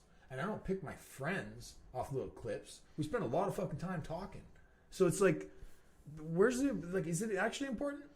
Right. So give us something about these people. Let us get to know these people. It's real simple, real fucking easy. Yeah. And also, I think that there's too much money tied up in the elections. All you have to do is make rules. Say, hey, this is all you guys are allowed to spend on either side, and then it's still fair. Who can go online and make their video? Like, how much money does it cost to have a little tiny camera and make a video? Yeah. Can you sit? You guys get $10,000 a piece. Yeah. Can you sit in a room and tell people your policies, or do you need tons and tons of money to sell your bullshit ideas? Right. Pretty simple. And most of them here's the thing. The game is the way it is. People play the game. That's why you can't judge people back in the day either. Because the game was the way it was back then. Yeah, right. So, if you want to get into politics right now and change it, I don't think you can play the game of, well, I'm going to run on $10,000 because that's better for the economy. Right. And I'm not going to waste all this money. I'm going to get all the extra money we'll send to the poor cities or something. I like the point that you made earlier about small government. As far as take the money from, because we were talking about Peter Schiff and about the ideas behind small government, how that can be very convincing. You can listen to that stuff; it makes a lot of sense a lot of times, especially if all the facts are right. But the idea of taking all the money from the drug war and putting it into poverty, that makes tons of sense. Yeah. Why not do that? So government. You know? We recognize that a large government can be problematic. We'll say, and so it's necessary to keep government limited, small as possible. But we know that it's absolutely necessary in certain areas. And so I identified in the conversation earlier. I identified that maybe the drug war is not the place that we want the government to spend all of its resources. Maybe it's better if those resources were reallocated to poverty. Active shooters and Sure. starving children. Sure. Yeah, exactly. Active shooters. That's even though they don't happen as often as the media would like us to, they'd be interested. It'd be great if they could stop them. Yeah. You know, like, you know how, I mean, we're coming to the point in the world where we're about to arm drones. I know we already have armed drones overseas that bomb, but I'm talking about Police here. Yes, I'm talking about like small drones with small arms.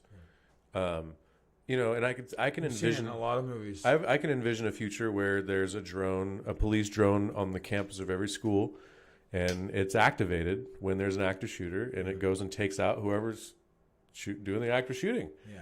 You know, and then you don't even have to have the cops. You don't have to arm the teachers or anything. Yeah, We have to at get literally the heat signature of the gun, and then it can look at which body is holding the gun. right. It's It'll be that simple. pretty simple. But then people can learn to fuck with that system, and they'll have to update the system and fix the they'll system. hack it. 'Cause People will hack At it. one point, they'll shoot somebody who was just picking up a gun, who didn't know who's like some kid walks over because something happened and a shooter got shot by somebody else, and the kid picks it up. He's at a school, and then he gets shot. So they'll fix that stuff over time. It'll get better and better and better. But yeah, I'm sure that's. But coming. why not allocate resources towards that? I mean, right? I think I'm not the type of guy that would argue to not arm a small drone.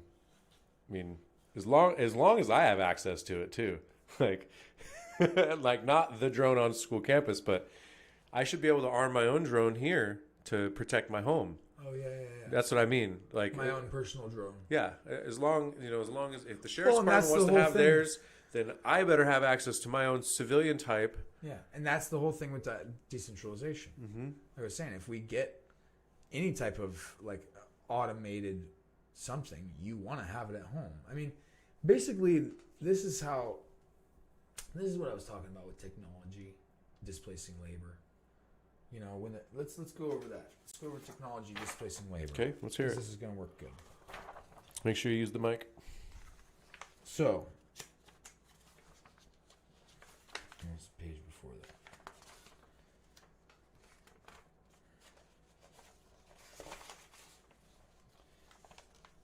Let's see. Technology never stops. Yeah, that's a good one. Technology labor replacer. Okay, technology labor replacer. When a man invented the wheel, he essentially displaced 4/5 of the carrying labor on the planet. A man that could carry 100 pounds could now carry roughly 500 pounds. The horse-drawn carriage changed that number to around 1,800 pounds. These days, one man can drive a half-ton pickup that can carry 5,000 pounds. There are many more examples proving that technology has many times and will continue to replace labor. So, we've been looking for labor replacement throughout time. We constantly do this. And there's some weird situations that happen which are really fucked up, like slavery.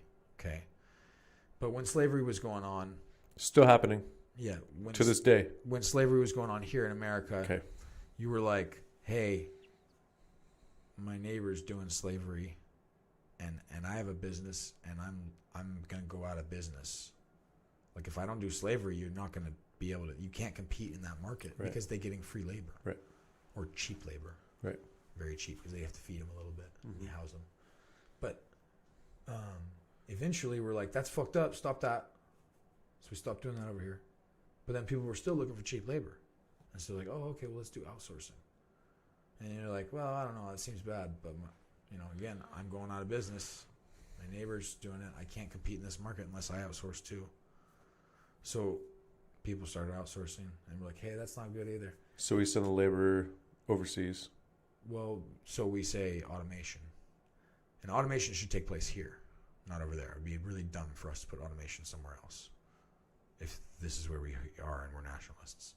But we don't want to make automation elsewhere. We want to make it here. Like if you make automation, you basically get free labor. Like almost the freest labor we've ever had is from automation. That really does change things. Like, it really does change things, where all of a sudden a lot of these other problems go away. Like, there's not even necessarily a case of money for these children. Like, it's just matter. Just like the material. You know what I mean? If you can automate processes and find like renewable sources of energy, like if you did have all those things, then you'd have everything everybody could need. But again, all this is in a bubble. Like, we shouldn't, that's why this is called Get Off the Planet. So we just got to stop thinking in a bubble. You just turn that into a book. It's going to be. Each one of those sections needs its own chapter. It's a Jocko Willink page. Yeah, I know. I was going to go that direction, but now it's going to be a website. You should do a digital book. Yeah, maybe. If somebody wants to download it and print their own copy, they're welcome to. No, I do actually have plans to put it into a better format at some point, like an artistic format. Mm-hmm. But it's going on the website first. I just bought the domain for 10 years. So getofftheplanet.com eventually. Awesome. Yeah. Right now, if you go to getofftheplanet.com, it'll reroute you to my site, which is not as exciting. It's okay. It's just like, you can go to my website too, thewesleyjamesshow.com. It's not very exciting, but it is a thing. Oh, you have a real website now? I do, yeah. Awesome. I've had it for a while. Uh-huh. But no, I know. Does this stuff does it post on there? No. Like links of it? Or? No, not yet. Okay. No. But you can go to the website and send me an email if you want to be on the show. And I just haven't sported it yet. Oh, well, I'm going to go through there next time. For sure. I mean. No, I'm going through there. I'm going to use the official route. I'm into it. So funny. Yeah, no, I know exactly what you mean by buying the domain and having it. Oh man, it's exciting. Just make sure that you have it, you know. I got quite a few domains now. I bought a few good ones. Did you? I just because, like you said, I don't want to lose them. I went ahead and bought my name. Cool. Bought Sean Jackson, and I bought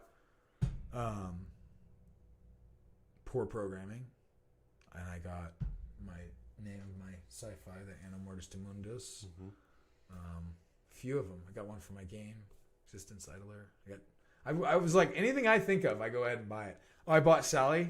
Because my girlfriend, I was like, hey, babe, I'm buying one. You want me to buy your name? She's like, okay. That's awesome. Yeah. I love it.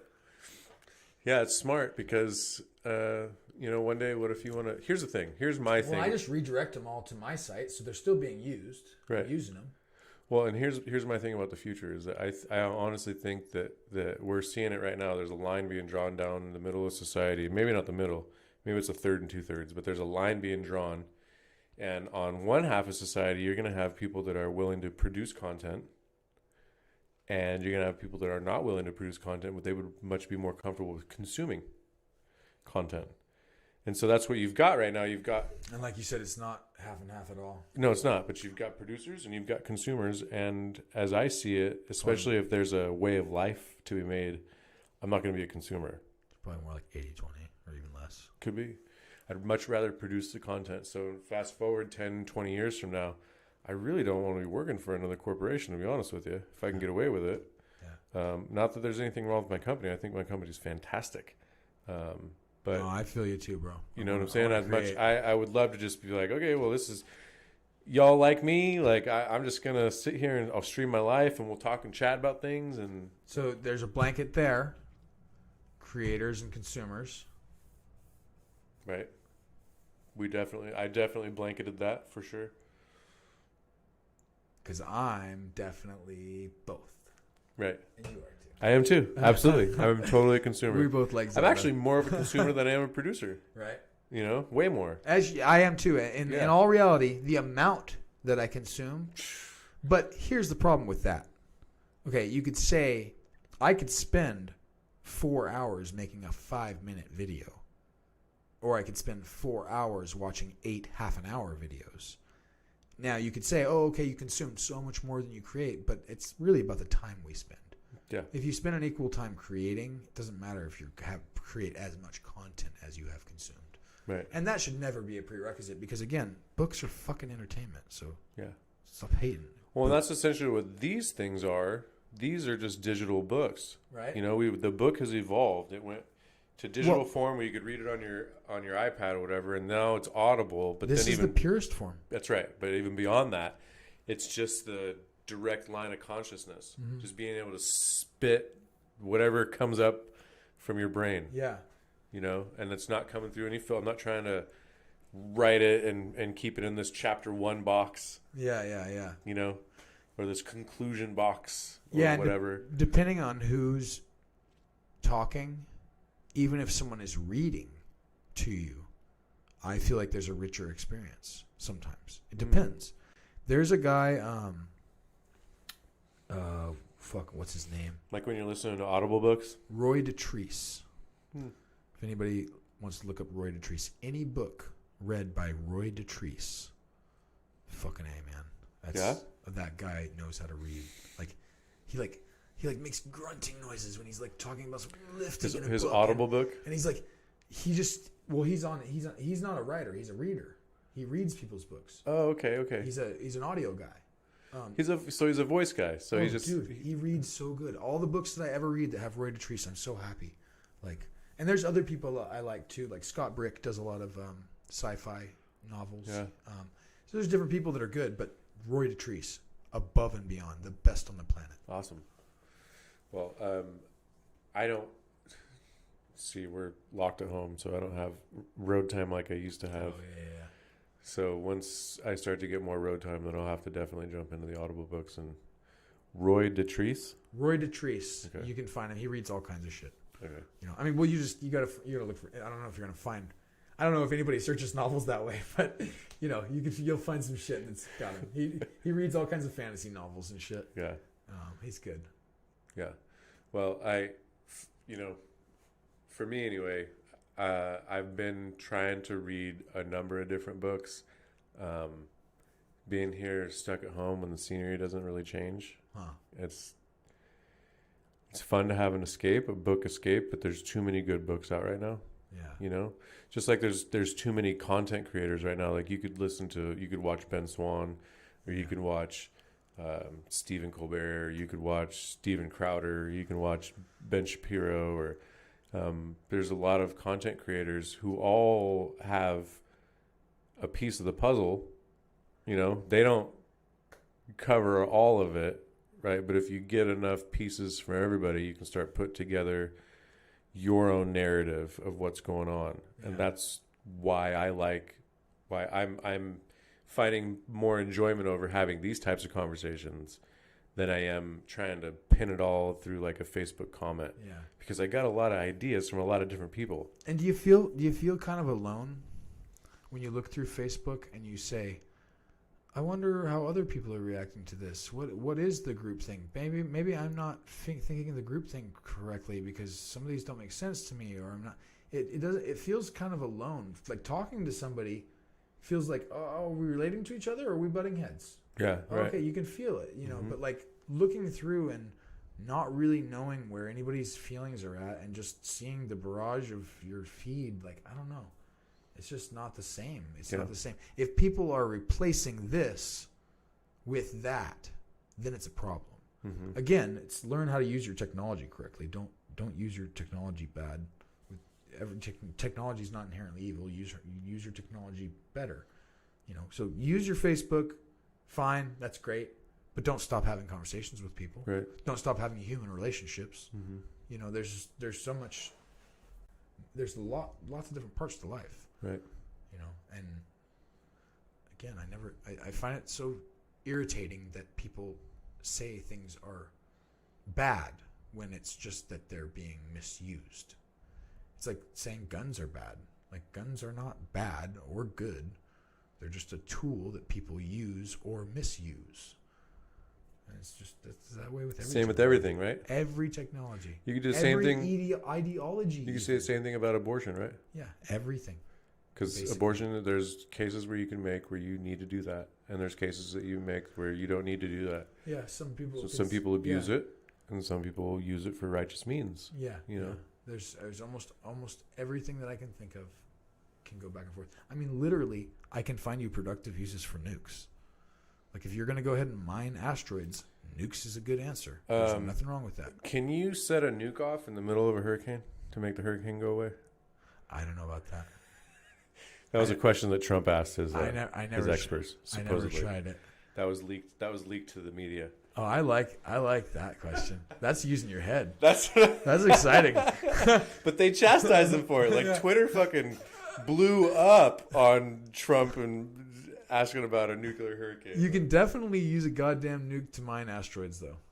So that seems like there's. Asteroids are full of resources, so why wouldn't you? To me, it's basically like everything has a use. You just have to figure it out. You know, what's the use of poison? Oh, well, maybe to protect some fucking animal. Right. They all have uses. Right. Just find the use. Right. And I think it's the same way with a lot of ideologies. Sure, use it.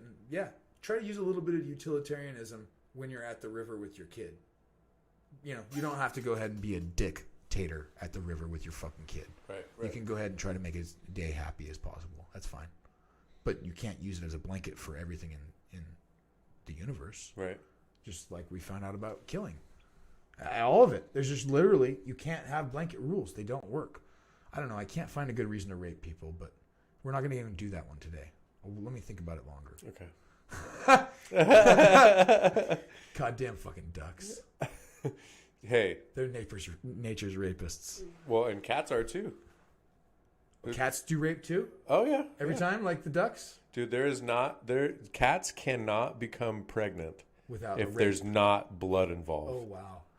Did you know that? You got like a corkscrew penis like the ducks? It's different. Like, apparently, the way I understand it, and I'm probably butchering the fuck out of this, but the way I understand it is that when the male cat mounts the female cat, there are, for lack of a better word, spikes. Barbs. I've heard of a barbs. There you go.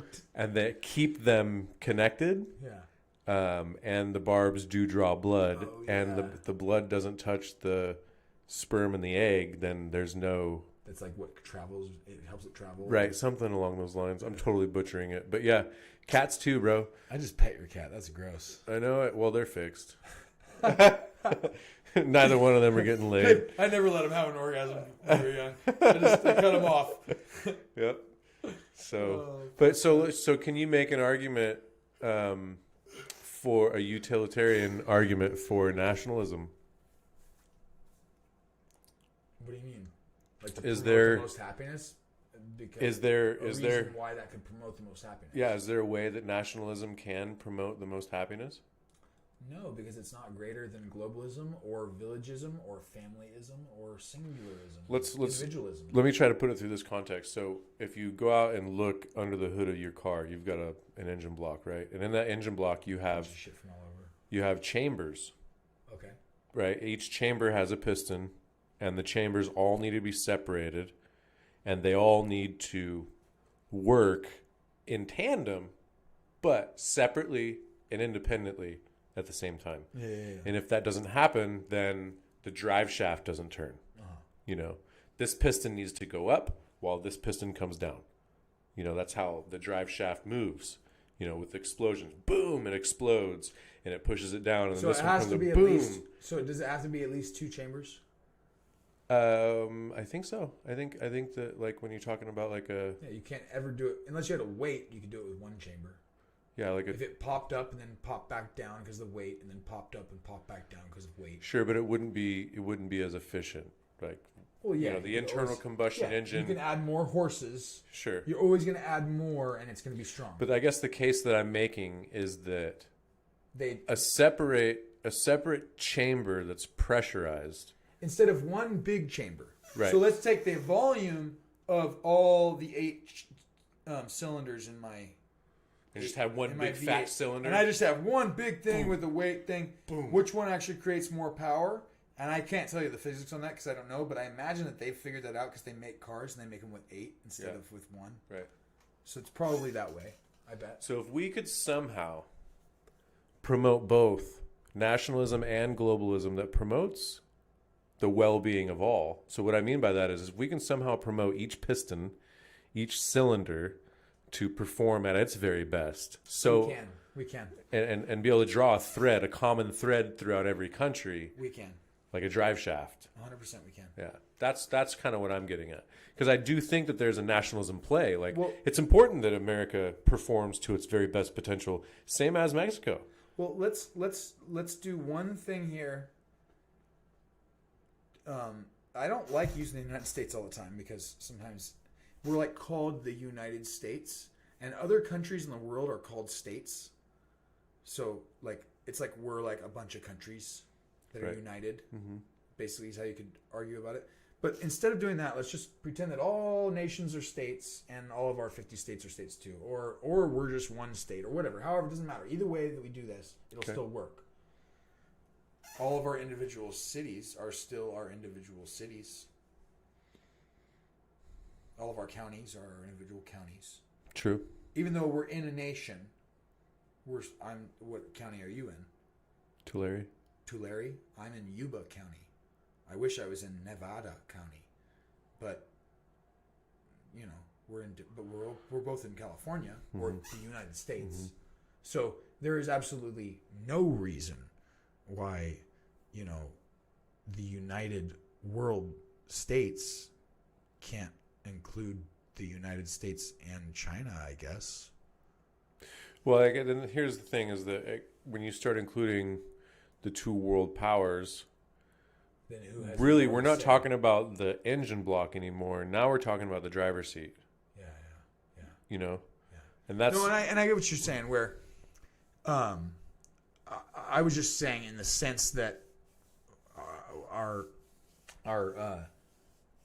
cities haven't like dissolved into just you live in California. oh right, We have like so even if there was some type of a world group where we were like, okay, you know what, we're all going to be in this group together, but there's a system of checks and balances amongst the nations, or however they do it. I don't know what they would do. I'm not even going to theorize on how world government would work because I don't think we're ready. Right. I truly don't. But if that was the case, then it would stand to reason that you could still have your kind of American heritage in that world thing. Kind of like how you and me, even though you're down here, we both have our Grass Valley heritage. We do, yeah.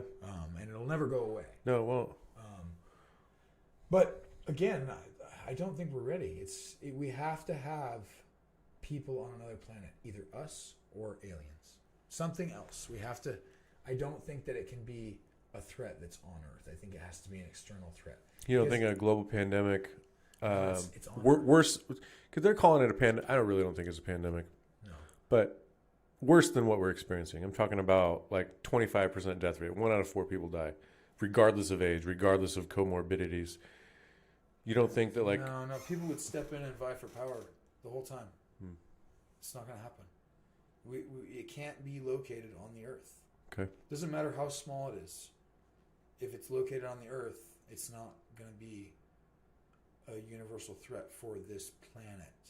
We have to, you know what I mean? We have to, and so for us to say, okay, this space is all one now. Because for some reason, and again, there's certain people who don't see it that way. Like, I don't see it that way. I'm from the universe, our universe, if there is parallel universes or multiverses or whatever. I'm from this universe. And if you're from this universe too, and you don't want to kill me, then I don't want to kill you either. So we're good. Like, I can go ahead and take it that far, right ahead. Just right now. Why take all the steps? I don't fucking need to.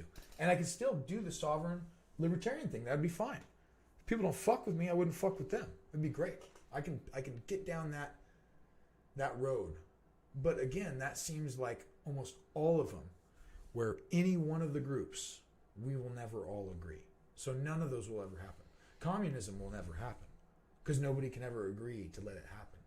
We could even say, oh, democracy is working. Well, no, not everybody does democracy. You know what I mean? Nobody's ever going to agree with any one of these things. It's never going to happen. But I feel like if people want to get to a globalism, to me, basically, we're going to all die here if we don't get off of this planet. It doesn't matter if you like globalism or nationalism. You're all going to be dead. Every single one of you.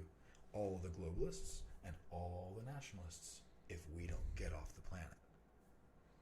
So then it just Because it's regardless a moot point. of climate change, regardless of anything, regardless of anything else, the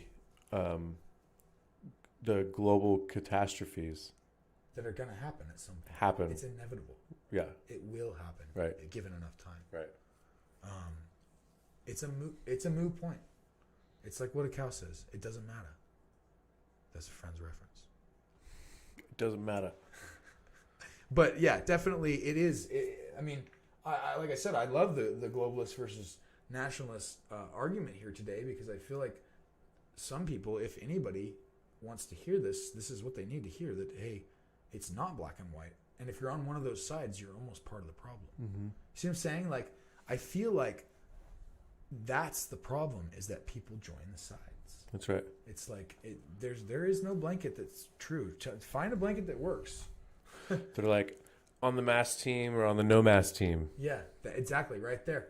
On either team, you're still part of whatever group is going to, like, basically, if they know that they can control you because you don't wear a mask, they'll do it. And if they know that they control you because you do wear a mask, they'll do it. But if you don't tell them whether you're going to wear a mask or not, well, then they don't know what the fuck you're doing. And they can't control you. Right. So everybody should just do whatever the fuck they want all the time and be nice to each other. Totally. If you can't be nice to people, then don't do whatever the fuck you want. Right. Then sit your ass down. Right. But guess we had to define what being nice is. yeah. Because So- for different people, being nice is going to be different. That's tough. It is tough. I know it. So just Those are the kind of nuance that I think utilitarianist. people don't consider when, like, scrolling through Facebook, for example, and commenting on somebody's post. Like, they don't realize that, like, It's a person. first we need to first define terms, because the way that you think of being nice, for example, is different than maybe different than the way I think is being nice. And so we're talking about these like two fat things, and we missing each other. Well, like fat shaming. Yeah. For instance, you think that there's somebody who's fat, you don't want to hurt their feelings. You don't say anything mean to them. You say, "Hey, you're looking great. You're not fat. You're good." Just do you, boo. But maybe if you cared about them from a different perspective, you would tell them, "No, you need to lose weight. I'll help you. Let's lose some weight. I think you should lose weight. It'll be healthy for you. Let's lose weight." So there's, you see what I'm saying? Like, that's That's a difference than fat shaming, though, because you just said, Well, no. "Hey, I would like to lose some weight with you. I think it'd be good for you to lose some weight. I I'm willing to do it with you." I understand. I'm taking it to the extreme that always happens on Joe Rogan's show, where he's the kind of person who says, "No, you need to tell people to lose weight." Yeah, he does And fat some shame people them. say it doesn't matter. You cannot say people need to lose weight. Right. Like, some people blanket it that way. I'm of the thought that you should be able to say whatever you want to say, as long as you're not hurting somebody. As long as you're not hurting somebody. Now, And that's the problem, is that people have redefined it to mean that I'm offended, therefore I'm hurt. And that's what I don't agree with. That's Right. what I don't agree with. Right. I feel like, let's just say my kid dies, and then there's a bunch of people, and they're like, "Ha ha ha, your kid died, you deserved it, you stupid fuck." Right? Okay. I actually feel like they should be allowed to say that.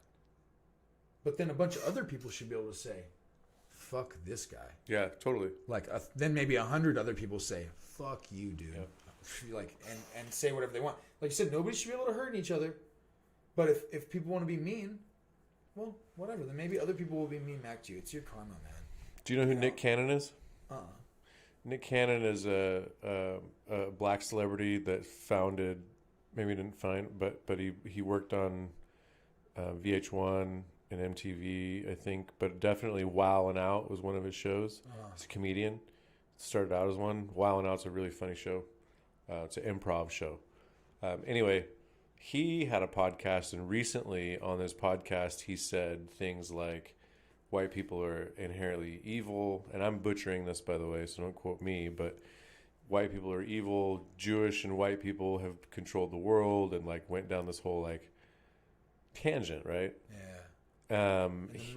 He got fired, canceled on Twitter, so on and so forth. And I'm like, the first post that I seen on Facebook, I came on and was like, dude, I think this dude needs to be able to say whatever he wants to say.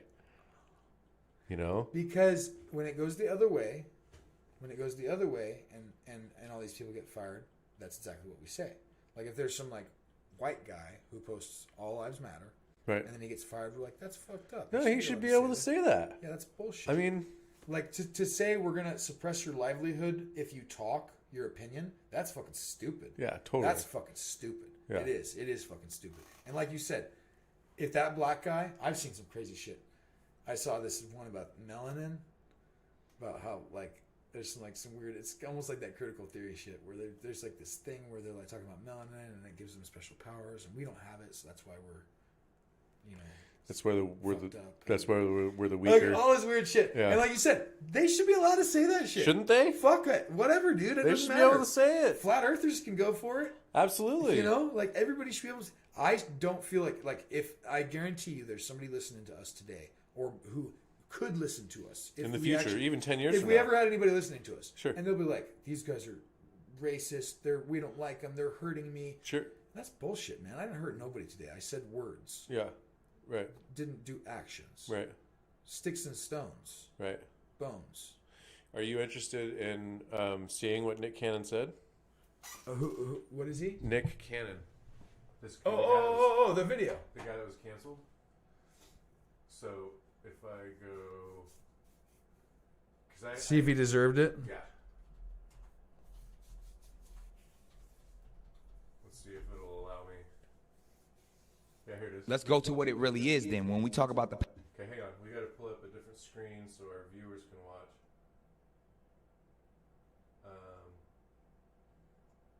This one. So it's going to be you up in the corner Okay. in the content. I like pointing stuff like this. Oh shit.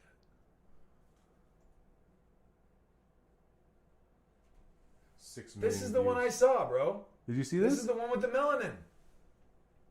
Talking about why people are evil because the melanin and stuff. Come on, will the video play, please? I screwed it up, didn't I? Yeah, and when I saw this, I was like, "Holy shit! Is this like a cult video?" And I realized, no, this guy's interviewing him to say how crazy he is.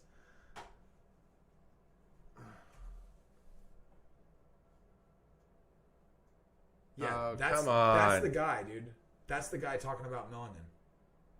He talks about melanated people. When we talk about who we really are as guys and Right. understanding that our melanin is so powerful and it connects us in a way that the reason why they fear black, the reason why they fear is because the lack that they have of it. So then when you see what, Dr. Francis C. Welsing talked about is that fear in that Just genetic annihilation. deficiency of when you have a person that has the lack of pigment, the lack of melanin, Right. that they know that they will be annihilated. So therefore, however they got the power, they have the lack of compassion. That melanin comes with compassion. Melanin comes with soul that we call it soul. We soul brothers and sisters. That's the melanin that connects us. Right. So the people that don't have it are a little, and I'm gonna say this carefully, are a little less, and where the term actually comes from, because I'm bringing it all the way back around to Minister Farrakhan, to where they may not have the compassion or the when they were sent to the mountains of Caucasus, when they didn't have the power of the sun, that the sun then started to deteriorate them. So then they're acting out of fear. They're acting out of low self-esteem. They're acting out of a deficiency. So therefore, the only way that they can act is it's crazy, bro. And that's where, hey, whatever. I don't have to watch it if I don't want to. Yeah, totally. And I can watch it if I watch it and it makes me super fucking angry. Maybe I shouldn't be watching it so much. Yeah.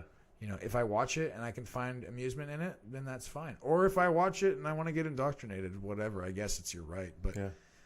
most of the time, and Joe Rogan says this all the time, and he is 100% right, but he didn't create it. A lot of people have said this for a long time. The best argument against bad speech, poor speech, is more speech. Yeah. And Absolutely. that is just so fucking true. There's nobody who can argue against that. Right. Find me a logical argument that says that it doesn't work, and you're just wrong. Yeah, as long as the more speech isn't coming with violence, Yeah. right? And I won't even entertain the argument that speech equals violence. I fucking hate that. It's so annoying to me.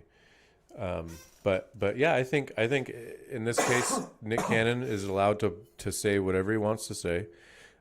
He wants to talk about us being lesser or whatever. I mean, hey, more power to him. You're allowed to say that shit. Say it. You're violent, like you said, like violent words aren't violence type of thing. Yeah. I get where some people draw the line where it's like, okay, so if I send you a letter to your house that says I'm gonna fucking kill you, like there, you know, I'm gonna come kill you in the middle of the night and do all this bad stuff, or I'm gonna, like, that's a little different. That's not protected, that's right? That's not saying your opinion.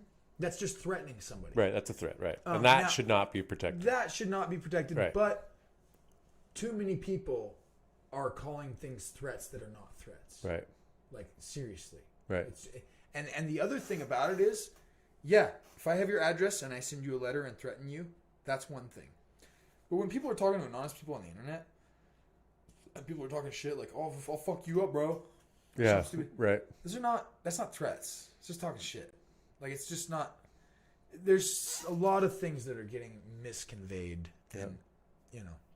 So, so we've already said that we agree that somebody like Nick Cannon is allowed to come online and say whatever it is that he wants to say, in regards to Black Power. Even if we don't agree with it. Even if we don't agree with it, do we extend that same right over to white power people? Are they allowed? White supremacists allowed to get online and say whatever they want to say? Well, yeah. I mean, I've always felt like they were out there, and I've never gone and tried to stop them because I feel like they just stopped themselves with a stupid idea. Mm-hmm. It's pretty simple. What's weird? What I thought you were going to ask me: is it okay to extend that privilege to fascists? Like what? Like. That word is so wrongly used these days that I can't. Like someone who I need you to define like it. someone who would be pushing a fascist message. Who's someone who? So if you said, "Hey," someone is out there who says, "Hey, this is we're gonna control things and we're gonna do fascism and we're gonna make you do what we say when we say and where we say and it's gonna be controlled." Should that be allowed? Should that those ideals be allowed to be spread? And I would say again, yes. But what's scary is sometimes the ideals that are hidden inside of there seem attractive to people, and people get sucked into it a lot easier than you would with something as stupid as, say, white supremacy. Mm-hmm. I feel like like Marxism, for instance, is very attractive to some people. Explain. Like just this, the socialism side of it. That's Marxism. Okay, yeah. Some people like that. They want that. They want where that equal world. outcome is the ultimate goal. Yeah, and they there's this like I said, there's like this like thing, this like peaceful thing that people are attracted to on that side. And everybody's attracted to utopia. Yeah, and like I said, white supremacy doesn't seem to have that. White supremacy seems to be like, this seems pretty dumb. Most people think it seems pretty dumb right on the surface. Yeah, I would agree. Whereas some socialist ideas are pretty attractive, and that's scary. But again, I'd still give them the freedom of speech. But right there, it's almost like, let's just say you had some fascist opinions. Okay. Well, fascist opinions shouldn't believe in freedom of speech necessarily, right?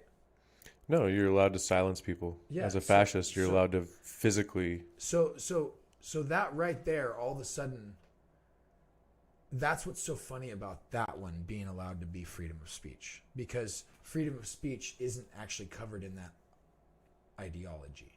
And so I'm fine with you spouting that ideology as long as I can always spout the opposite still. Okay. As long as your fascist ideology isn't a reality.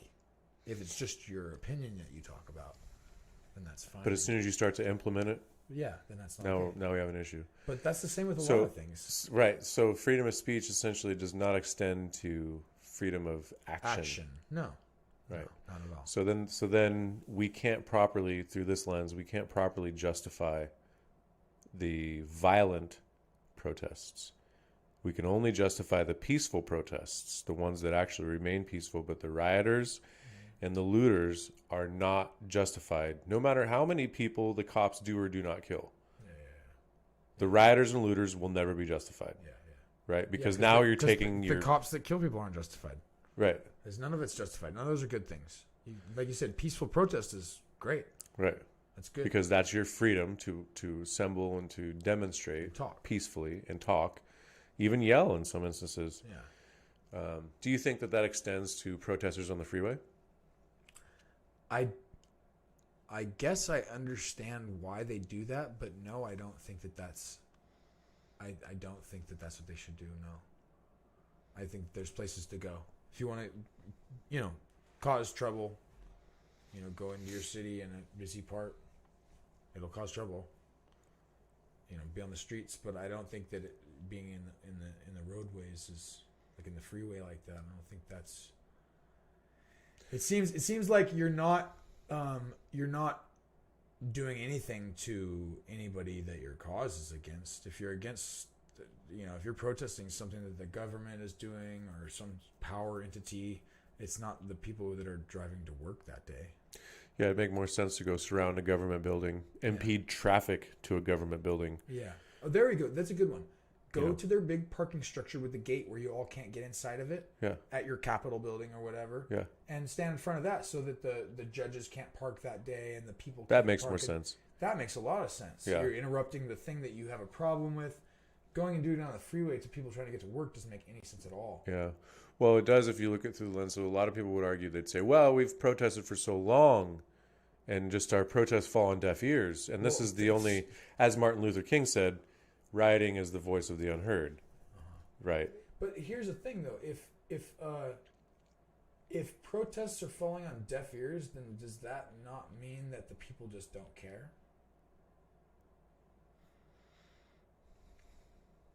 Well, we can't blanket the people because there are some people that do, and there are some people that don't. Well, there's some people that do care, but that know that they can't do anything. Well, there's some people that do care and type that they care from home. Right. But outside of that, what can you do? Well, you could go be a part of that protest if you cared.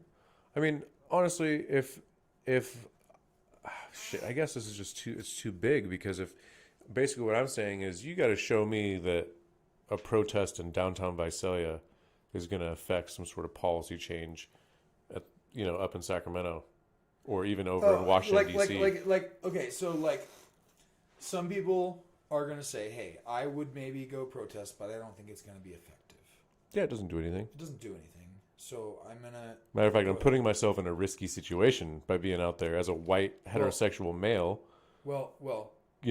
Automatically, right off the bat, if I don't say anything, I'm automatically a Trump supporter. So here we go.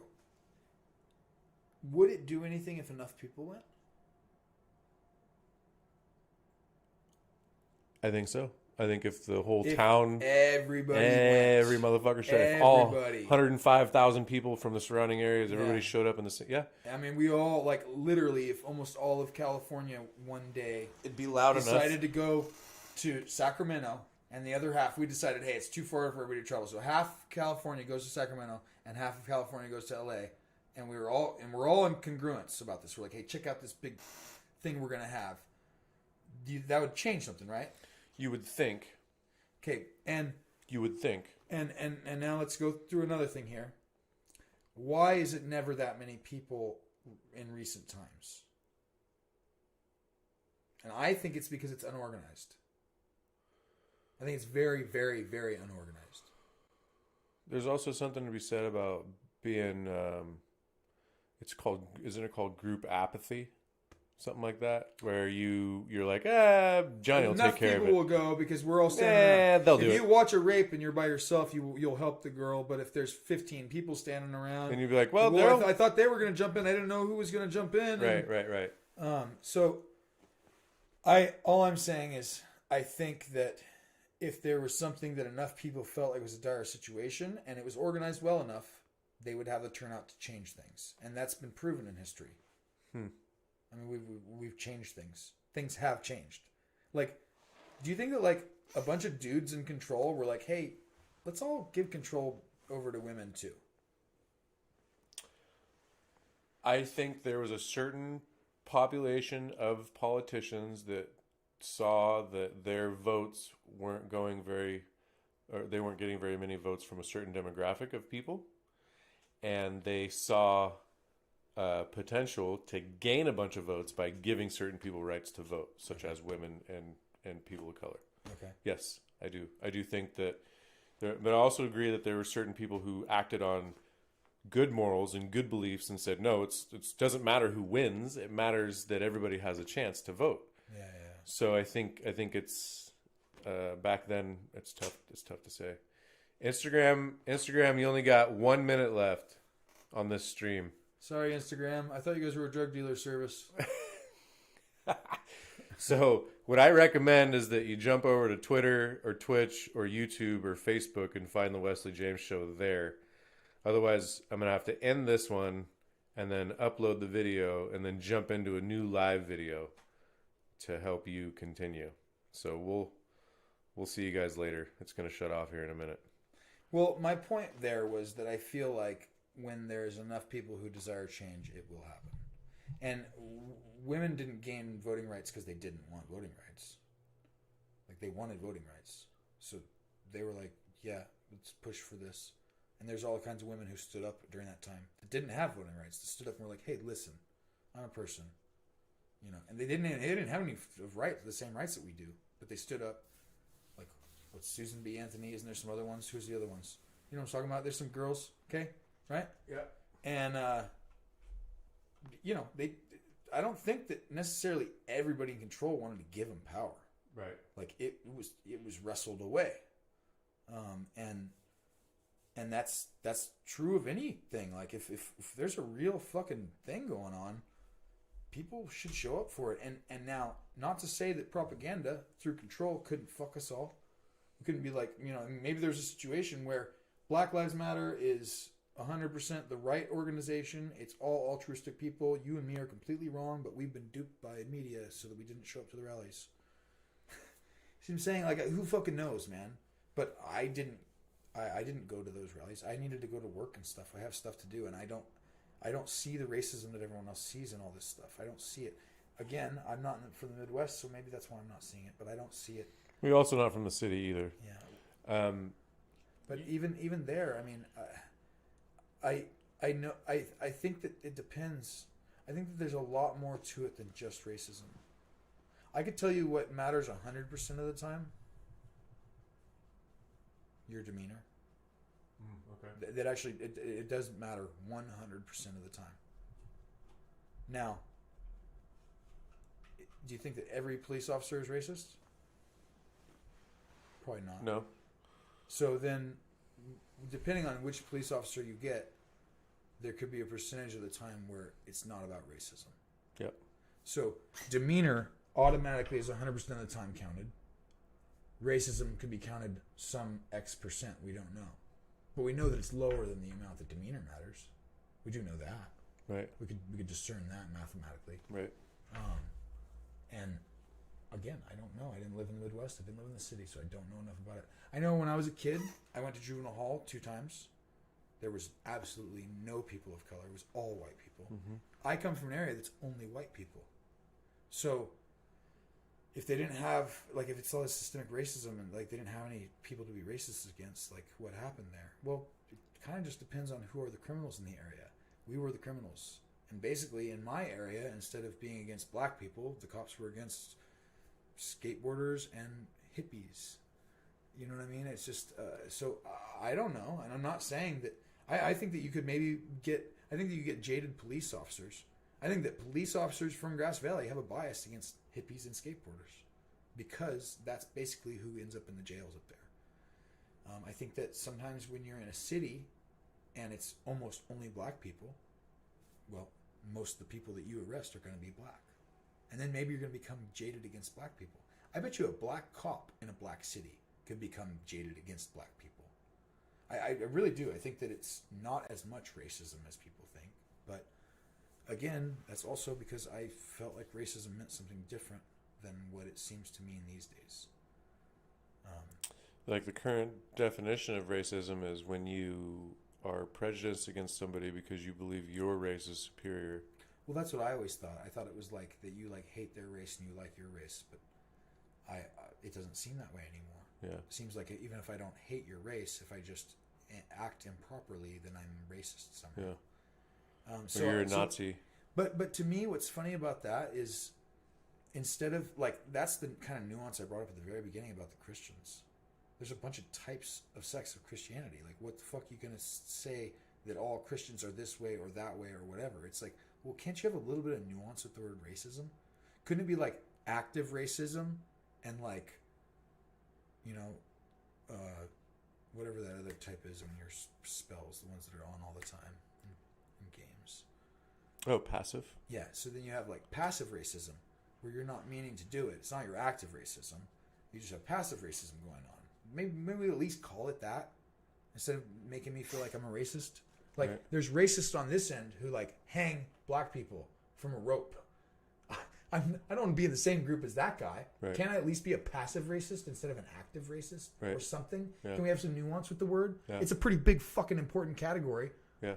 You know? I'd say. Yeah. I don't know. Sorry.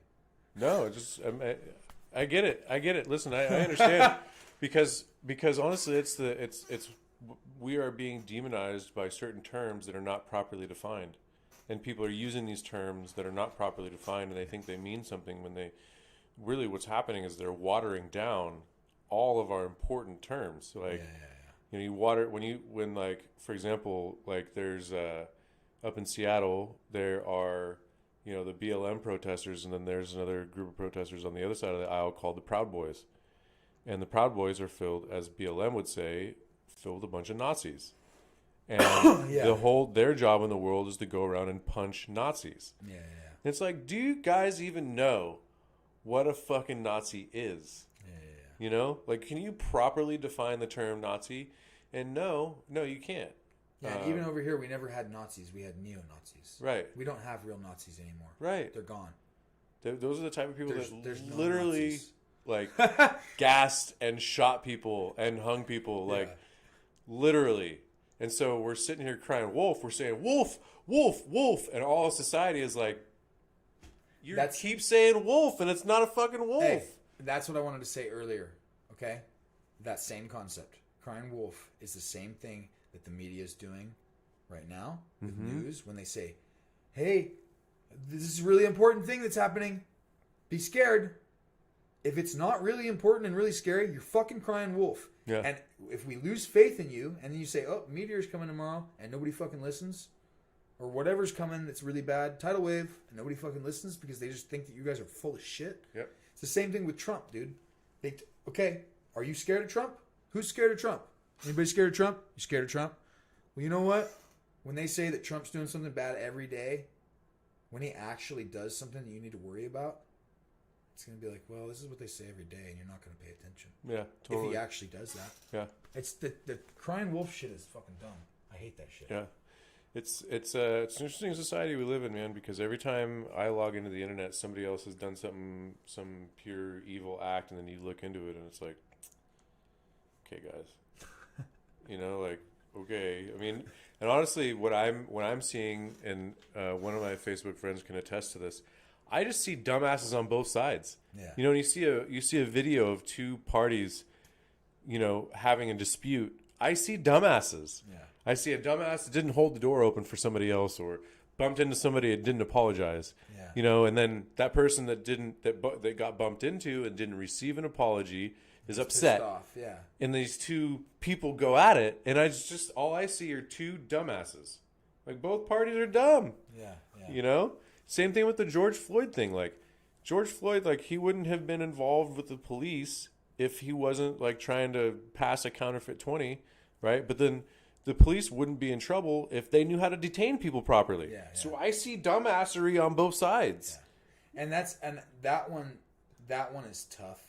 Really tough. Because he died, so people are like, you're not allowed to criticize him at all. But like you said, I mean, it's not like he was there because he was not breaking the law. Yeah, like, he right? should have not broke the law. What was he doing? I'm not saying that you deserve to die for that at all. Of course not. You don't deserve Nobody's to die. saying that. Nobody's saying that. But you wouldn't be in that situation if you guys had some mutual respect amongst each other. Sure. And if on both sides. The cop also. And let me stop you right there. Should not Is that be there. there's people out there in Facebook land and Twitter land that would be like, you haven't seen the video of the you fill it with whatever. There's a video of a black guy in the middle of the street with his hands up, laying face down on the ground, and they fucking shoot him. Or I'm sorry, his back down on the ground, and they shoot him. There's a video of a white dude in Arizona. Dude, that's so sad. Move. And he's like, I'm trying to. Like, that shit pisses me off. And and they're like, if you move, we're gonna fucking smoke your ass. And then they're like, crawl towards me, keep your hands up. Yeah. It's like, what? How the fuck do you do that? So I just wanted to stop right there and say there are examples where people have been completely lawful, and it still gets fucked, and they still get shot, and they still get killed. Okay, so we recognize that. Totally recognize. We're talking in this context, specifically about this situation.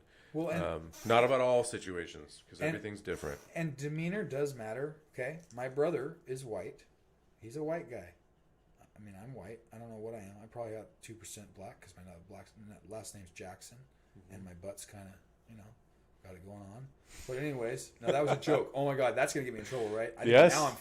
Now I'm fired. Yeah. But anyways, that's what people are always saying. They're like, "You got a good butt, Mr. Jackson." They like make fun of me for it, and it's okay though. I'll go get it checked out. I bet I got 2%. But anyways, my brother's Jackson just don't know. My brother's basically white. Okay.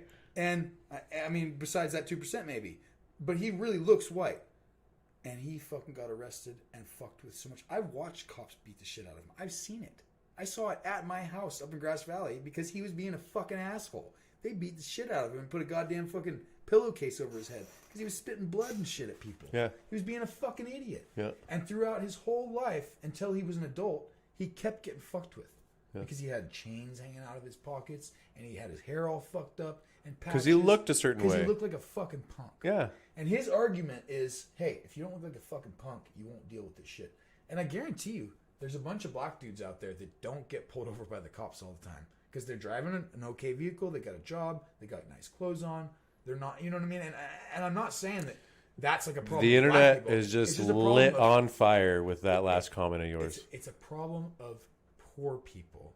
That's what I feel like. Poor people don't have the means for all that shit. And then they end up getting fucked. And a lot of times, poor people grow up in homes where they learn fucked up shit. And they're not learning to go get a good job and have good values and have good demeanor. And like there's a lot of stuff going on there. But it's not like just black people. It's all kinds of fucking people. Right. There's all kinds of people getting fucked over by cops. And there's all kinds of people that have shitty attitudes towards cops. Like there's so many different cases. A blanket again is not going to work. Yeah. Defund the police, refund the police. None of those. Those are all blankets. It's just those are blankets. It's fucking individuals. So I think that defund the police. Not to move off the topic, but I think to stay within the globalism conversation. I think defund the police conversation is interesting because what happens when the police are defunded and crime rises, like it's happening in New York right now, and then the cities start calling out for help to the global community, like Syria did, for example. Yeah. Like the way send in the UN peacekeepers. Yeah. We want to have military come in and help us from another country because fuck that shit. So that's what I'm saying. Like, this is what's really weird about globalism, right? Because that's essentially what will happen is that you'll have some sort of like global authority. The United States of the world. The United Nations. Yeah, or whatever it is that, like you said, that China's a part of and we're a part of. Yeah. We all put into it a little bit or whatever, but then when we're doing something, it's going to be that group comes and attacks our country. That's right. That's right. No. But we have to do that in order to make it to our Star Trekian society that you and I both would like to see. We know it's not going to happen in our lifetime. But in order to get to that... We can live forever. Right. Hopefully Neuralink will take us there. But this mixture of temperatures, for example, in the atmosphere is what creates storms. Yeah. You know? And so if you think of, China as hot and America as cold or vice versa... The mixture of the two temperatures in order to make globalism. Think about the thunderstorms that are going to come rolling in because of the mixing. You know, you can imagine. You can imagine a scenario where a city like New York falls victim to gunshots, gun violence to the extent that the world's never seen before, and you're already seeing it right now. I don't know if you're aware, but in Portland, customs has been swooping up protesters in unmarked vehicles. I did see last night. I saw little reports of that. So there's a lot of people that are totally against our federal police. Not that Customs is federal police, but you know what I mean. Federal authorities coming in and doing the work of the local authorities if the local authorities won't do anything about it. Yeah. So you already have people that are like, well, I don't want my local authorities and I don't want our federal authorities either to come in here and fuck with, do whatever they do. Yeah. Well, ultimately, So you can see it kind of building. Yeah. And ultimately, I don't have a strict opinion on globalism versus nationalism, but I think that ultimately what I come around to almost every time I have these conversations of like where the answer is, the answer just a second ago was you said that about the police. I can't remember. It doesn't matter, but it was about it's about irresponsible leadership and how someone who's living at home, just going to their job every day, they don't really have any real power.